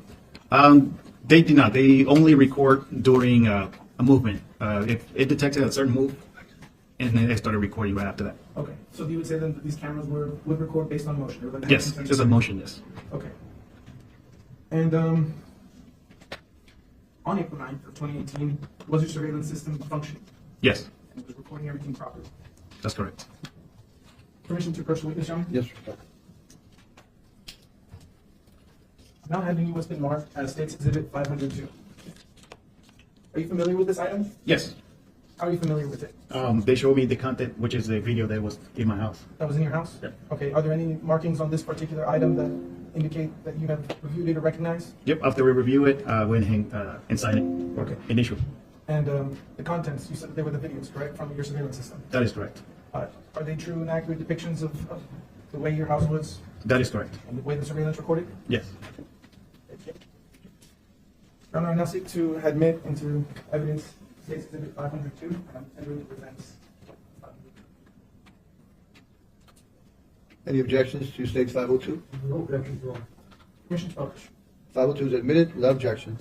You may For the publish. record, Your Honor, 502 indicates, or is there to represent the actual USB, and within 502 we will have point 1 through point 13. Any objections to 502.1 through 502.13 that are inside of 502? No objections, Your Honor. Thank you. Please let us know which of the files that are inside of 502 you're playing so that the record reflects the same. Yes, Your Honor, we'll be going in chronological order, so we're starting with 502.1. Thank you. Now, before we begin, you Border Patrol, so I'm going to start referring to you as Agent Mercado. Agent Mercado, what are we seeing here? Obviously, this is my pickup truck I used to have back in that day. It's in front of my house. I would say when you look face of it, it was in the right side camera. You can also see the neighbor's vehicles. There's 2 vehicles there. Okay. And when you say the neighbor's vehicles, which neighbor? Burgos. Okay. And the two vehicles, are you familiar with those vehicles? Yes. So it looks like there's a vehicle that's closer to the camera and then one behind that vehicle. One that's closer, do you know who would normally use that vehicle? The one closer, that one, if I remember correctly, that would be the wife. Okay. And the vehicle behind? That would be the pickup truck from Burgos. Okay. Look like a unit, I think. Well, we can take a look right now. Yeah. But I do want to address one more thing. On the 11th of May, an event happened that we're all familiar with, which was daylight savings. Mhm. And we see here that this camera, as its timestamp, indicates that it's 4 in the morning, or to be specific, 4:47 a.m. Was that time correct? No, I had forgotten to adjust the time. Okay. So what time would this video have actually taken place? Should be hour after, so it should be 5:47. That's correct. And Takes every time. Yes. okay, so now the actual time is an hour ahead of what's recorded. Yep. And just to be clear, this is the case on all the recordings for that day. Yes. Okay. Would you play the video, please?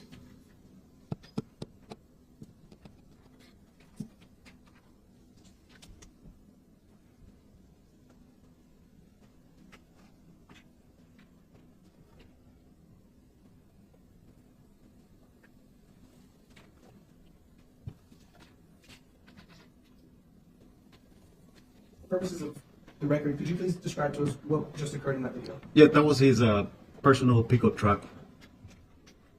He was leaving. Leaving at 5:47 in the morning? Yep. Okay. Go to the next video, please. For the record, States Exhibit 502.2. What is it that we can pause? What is it that we're looking at here? Okay, so this is the other side of my house. I had cameras on both ends. So if you look at the house from the street to my house, that will be the one on the left side, closer to Burgos' house. Okay. So in this shot, where would Mr. Burgos' house be? On the right side? Or On the right side. On the right side. Okay. If we can play the video.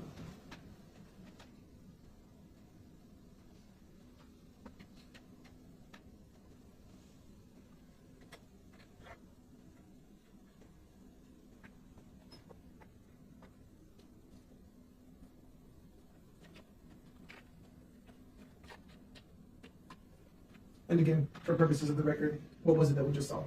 The same vehicle, which is Burgos' truck leaving his house. All right. We can move on to the next video, which is 502.3 for the record. Go ahead.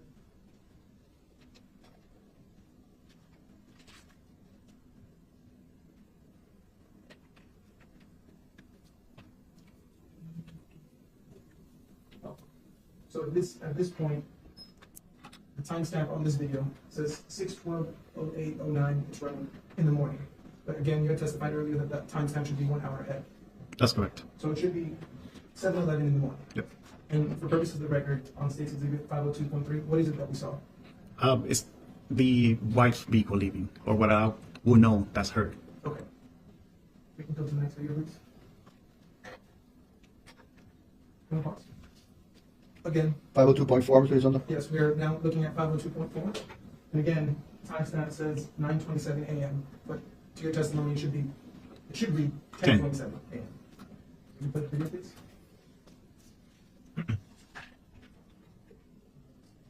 What is it that we're seeing here on the screen at timestamp 6 seconds?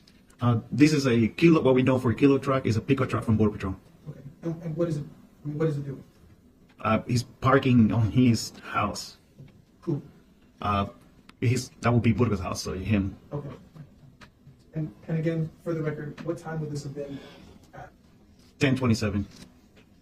AM or PM? That's AM. Okay.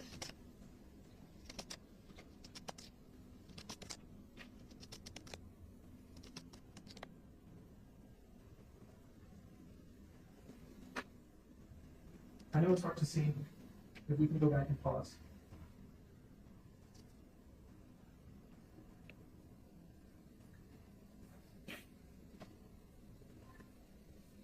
In the very top right corner, what is it that we're seeing? It seems like it's Burgos in with shorts. With shorts. Permission to approach the witness, Your Honor.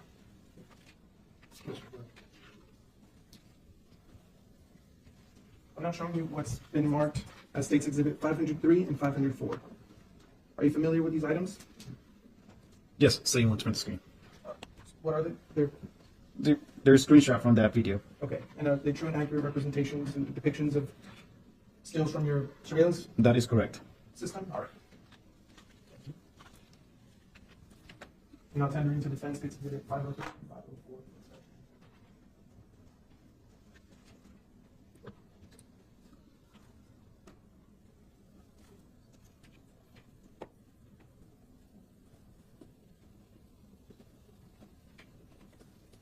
No objection, Your Honor. Admitted without objection. Permission to publish 503 and 504, Your Honor? You can switch to the other.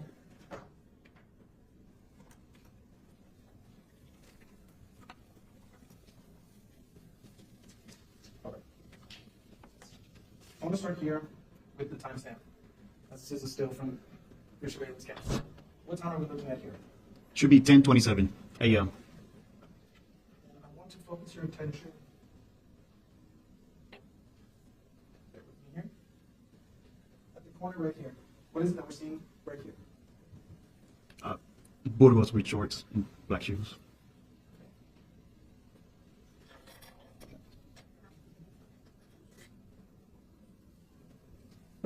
I want it one more time with States Exhibit 504.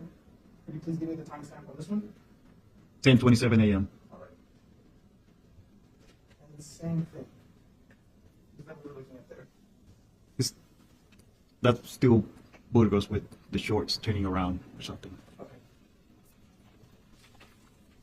Now, I know it's hard to see, but are you able to identify the shoes as to whether or not they would be something a Border Patrol agent would be wearing?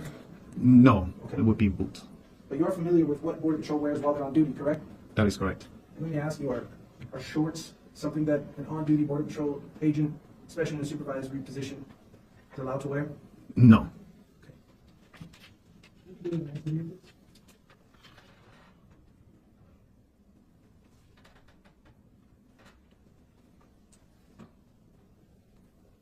For purposes of the record, we have 502.5. Plate.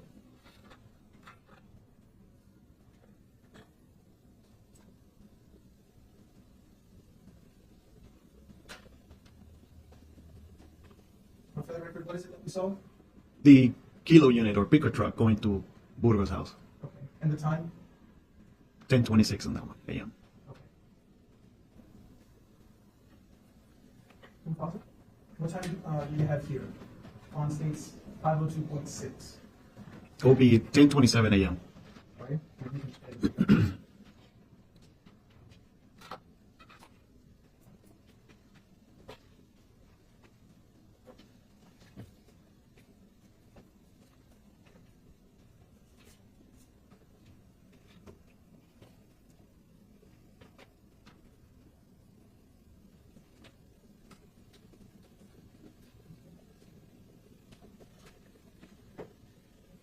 What, if anything, occurred in that video?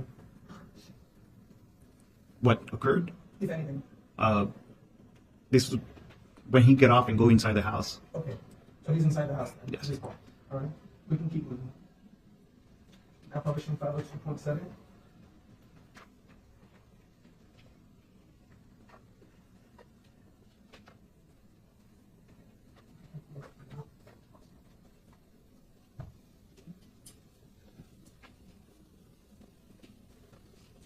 What, if anything, occurred in states 502.7?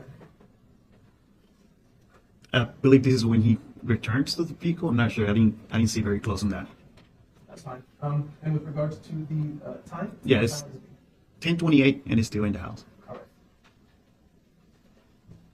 right. Now publishing states exhibit 502.8.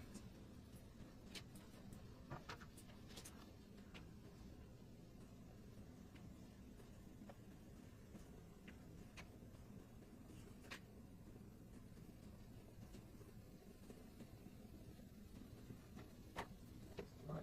We'll go to the end of that video.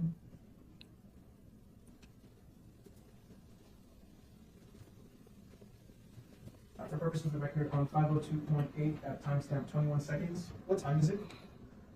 10:28 a.m. All right. Now going to publish states 502.9.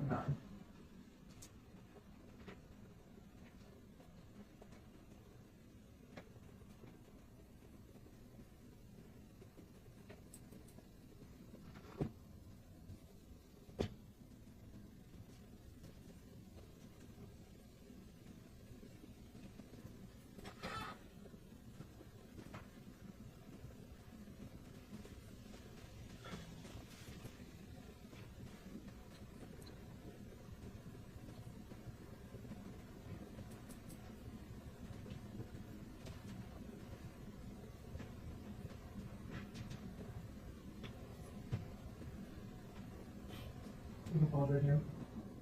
For purposes of the record, on stage 502.9 at timestamp 57 seconds, what time is it?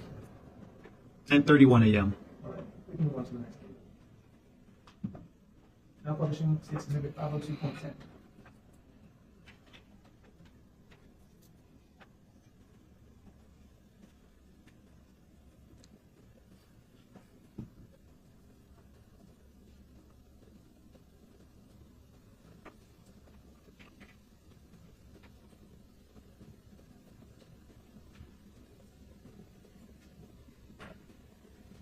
You can pause right there. Again. Purposes of the record, at this time, could you please tell me the seconds as well? At States Exhibit 502.10 at timestamp 30 seconds, what time is it? It's 10:31, 58 second a.m. So about 10:32, would you say? Yep. All right. Next video, please. And now publishing States Exhibit 502.11.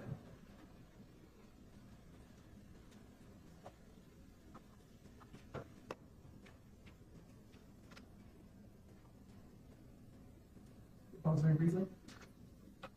Under the kilo unit that you noted, do we see anything? Yes, it seems this is when he returns to his vehicle. He's 2 feet moving around on the other side. I'm sorry. Yeah, it's 2 feet moving around the other side of the vehicle. Okay. And this is on States Exhibit 502.11 at time mark for timestamp 15 seconds. And for purposes of the record, at this point, what time is it? 10:34 Okay. a.m. Play the rest of the video.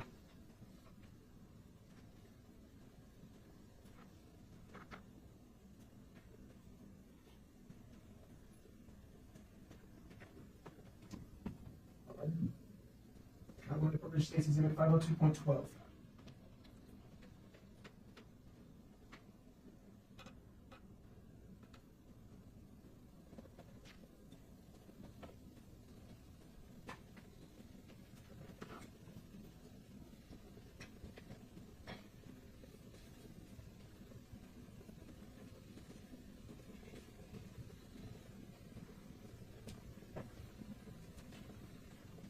Can we pause right now? For purposes of the record, we're on States Exhibit 502.12 at timestamp 34 seconds. Would you please indicate to the jury what time it is? 10:36 a.m. All right. And what is it, if anything, that we saw in this video? You can see the feet moving around and getting inside the vehicle and then backing up. Okay. Can you just play the rest of the video?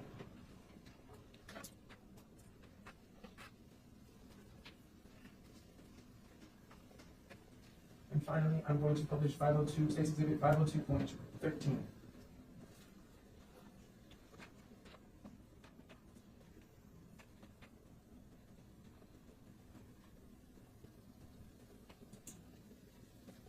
You can pause right here. For purposes of the record, States Exhibit 502.13 at timestamp 14 seconds. Please indicate to the jury what time it is in this video. 10:37 a.m. And what, if anything, did you see occur? The same vehicle backing up from Burgos' house and then driving away. All right.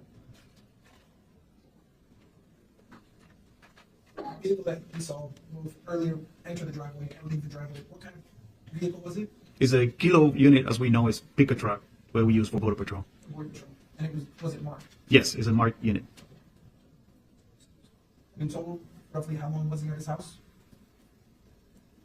I didn't do the numbers, but I would say 10 minutes. Okay. And we can, I mean, if you want, we can play the video where.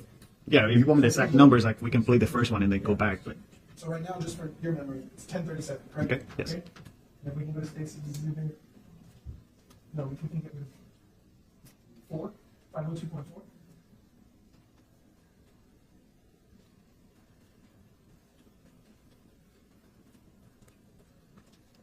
ten minutes. And just for purposes of the record, when he arrived, it was what time? It's 10:27 a.m. Okay. And when he left? 10:37 a.m. That's a shine. Any questions? Just a few more. All right. Mr. Mercado, you and Mr. Burgos were neighbors for about 5 years prior to the date of the murders, correct? I don't remember the exact dates, but we bought the house in 2011, and I believe he bought it a few years later, so I can't recall the actual numbers of years. Okay, but during the time that you were neighbors, you met Amy, Mr. Burgos' wife, right? That is correct. She's a Customs and Border Protection agent. She is an officer. In fact, you all took a trip down to South Padre Island together on one occasion, correct? That's correct. And you also met Mr. Burgos' children, Gabriel and Damien, correct? That's correct. And they would go over to your house to play with your kids frequently? Okay, so That's to be correct. honest, half the time I can never see anything on those CCTV footage, and I'm not sure how they I've saw never much noticed on that. that. But apparently they did. were So not now really we're on separated? to the No, last I mean, witness of I the don't day. pay attention That is to Juan Ruiz. their relationship like he that, so works I'm or not sure. worked for the Laredo Police You were Department. interviewed by He worked there for police 31 investigator, years, around May of but he is 2018, currently correct? working at the DA's office. Mr. Probably, yes. Ruiz is the When one that that incident performed the happened, or forensic murder extraction happened? About a from month Mr. later. Burgos' That's cell correct, yes. phone, as well as the And two did cell that, phones that belong interview, to do you recall Grizelda the statement Hernandez. that, It's pretty you interesting to sometimes hear him go home describe to the pick process up, they use lunch when for the performing the extractions for evidence. I've done it So before with let's listen in. with supervisor approval. I would ask if I can pick up my lunch, and I would literally just go in, pick it up, and go. Let probably a minute or 2 minutes, whatever it takes me to walk in and out. A lot of agents would, it was not uncommon for agents to go home and pick up lunch, in fact, while they were on duty. Isn't that correct? I can talk for all the agents. I can only say about what I do, and I know I ask for supervisor approval before going to my house to pick up my lunch if I left it behind. All right. I'll pass the witness, Ron. No further questions, Your Honor. Thank you, sir. You're right, you can go back.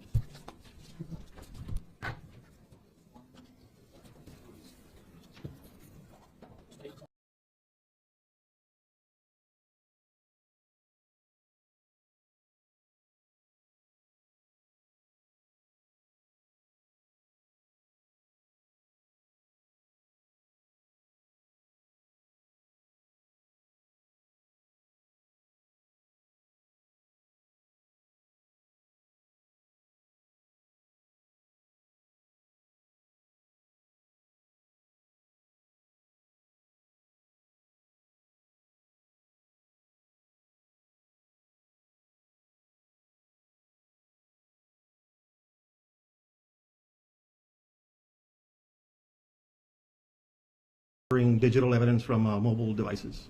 Okay. And did you receive any trainings related to cell phone forensics prior to April 9th, 2018? Yes, I did. About how many trainings had you received by then? I believe it was five training. I'd gone to 5 trainings prior to that, to 2018. Okay. And during your course of duties as an officer of the Intel Division, had you performed any cell phone forensics before April 9th, 2018? Yes, I had. Approximately how many had you performed? Approximately about 50.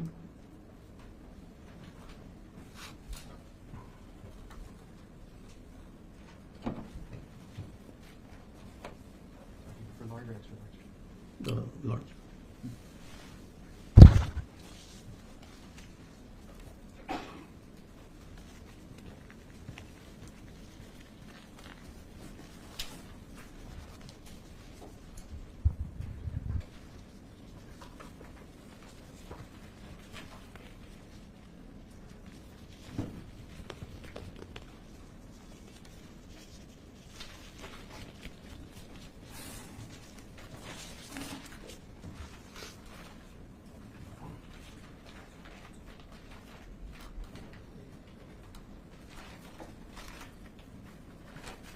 I'm now going to hand you what's been marked as State's Exhibit 48.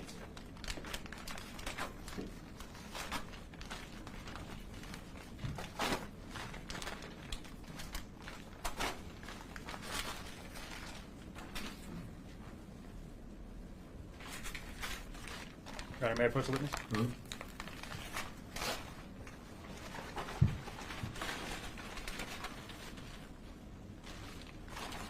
Do you recognize this? Can I take it out of the bag? You may.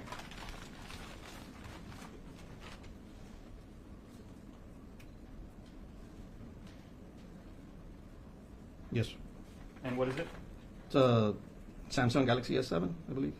And is this one of the cell phones you performed a cell phone extraction on back on April 9th, 2018? Yes.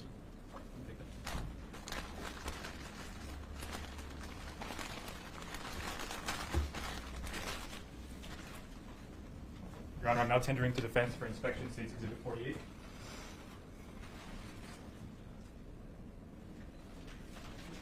now operating as evidence. No objection, Your Honor. Stage 48, Mr. Efron? Yeah, we operate as evidence, Your Honor. Admitted without objection.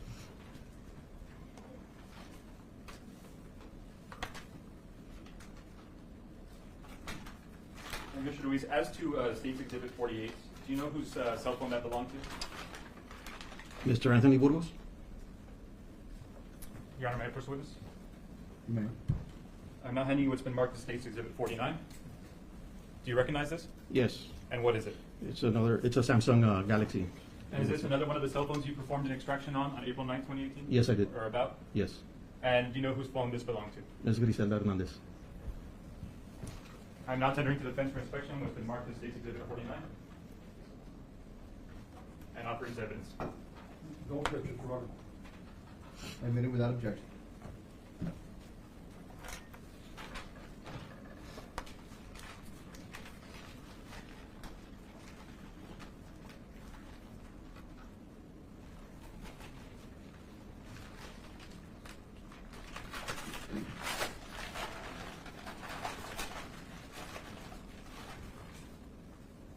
Now, Mr. Ruiz, I'm now handing you what's been marked as State's Exhibit 50. Do you recognize it? Yes. And what is it? It's a ZTE cell phone? And is this another one of the cell phones you performed an extraction on around April 9, 2018? Yes. And who does this phone belong to? Ms. Grizelda Hernandez.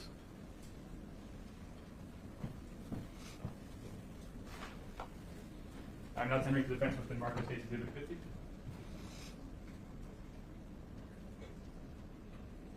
And operating as evidence. No objection, Your Honor. Admitted without objection.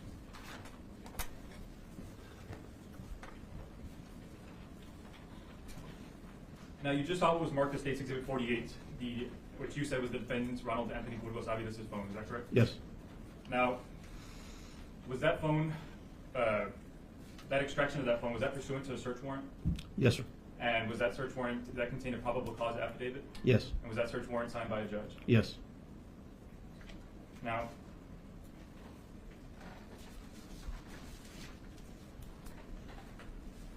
I am now handing you what's been marked as State's Exhibit 485. Do you recognize it? Yes. And what is it? It's a USB drive. And what is on that USB drive? It's the recovered digital evidence from the cell phones. And how do you know this? It's got my initials on the back. So you reviewed this before? Yes.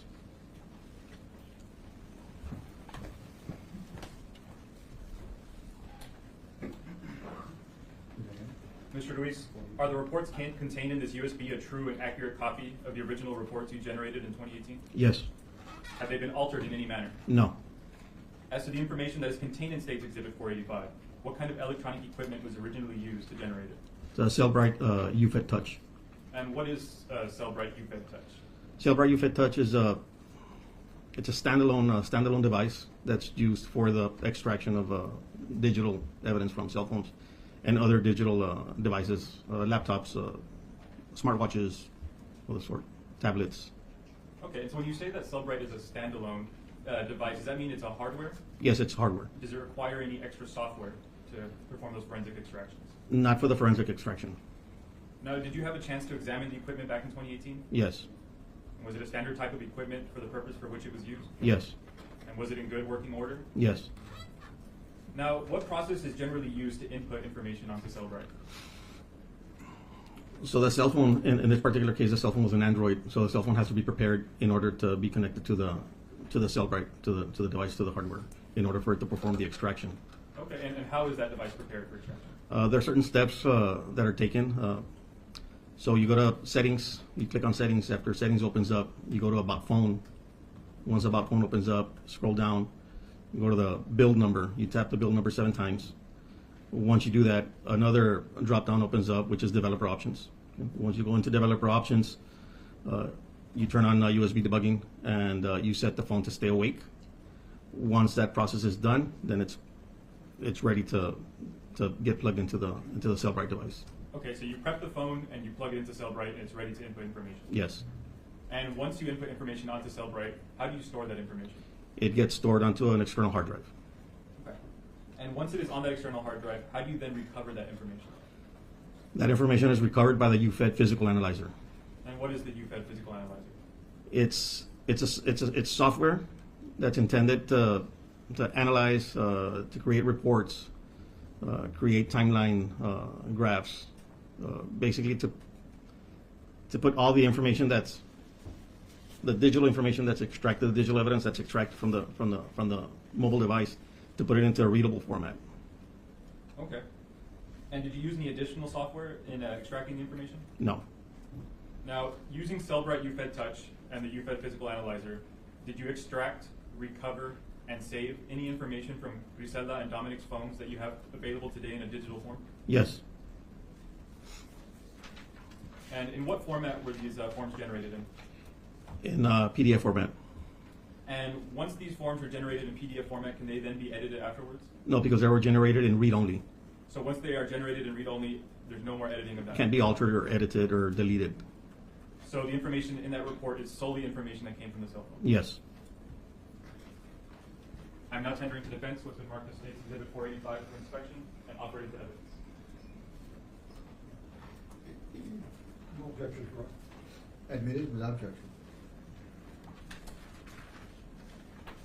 Now, Mr. Ruiz, I'm handing you what's been marked as State's Exhibit 486. Do you recognize this? Yes, it's a USB device, USB drive.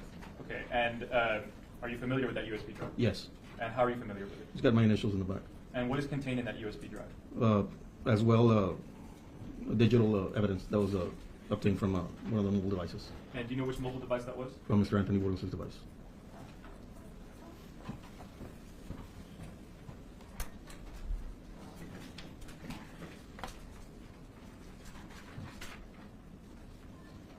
Mr. Ruiz, I want to talk about that in this exhibit, in the State's Exhibit 486, the report states that it was generated on Cellbrite UFED Touch.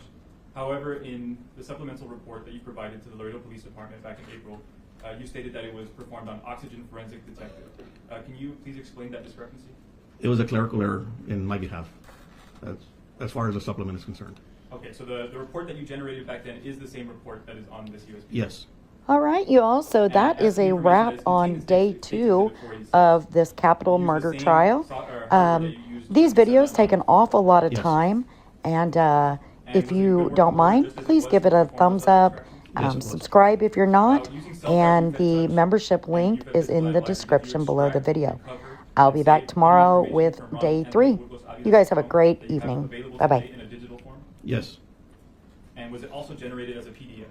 Yes, it was. What you're saying is, as you said before, the information that's on this USB has not been altered, and it could not have been altered because it's in PDF format. That's correct. So the information in State's Exhibit 486 is solely information from the phone of Ronald Anthony Burgos-Aviles? Yes. I'm now tendering to defense has been marked in State's Exhibit 486. And offered into evidence. No objections, Your Honor. Admitted without objection. No further questions. Any questions of the witness, Mr. King? No question for this witness, Your Honor. Sir, you are excused. Yes, sir. Thank you. All right. It is 5:56, and we are calling it a day. We'll start tomorrow at the same time we did today. Will that work out for you all, I hope? And then we'll take it from there. So, any special requests? Talk to Mr. Rubio. Thank you all.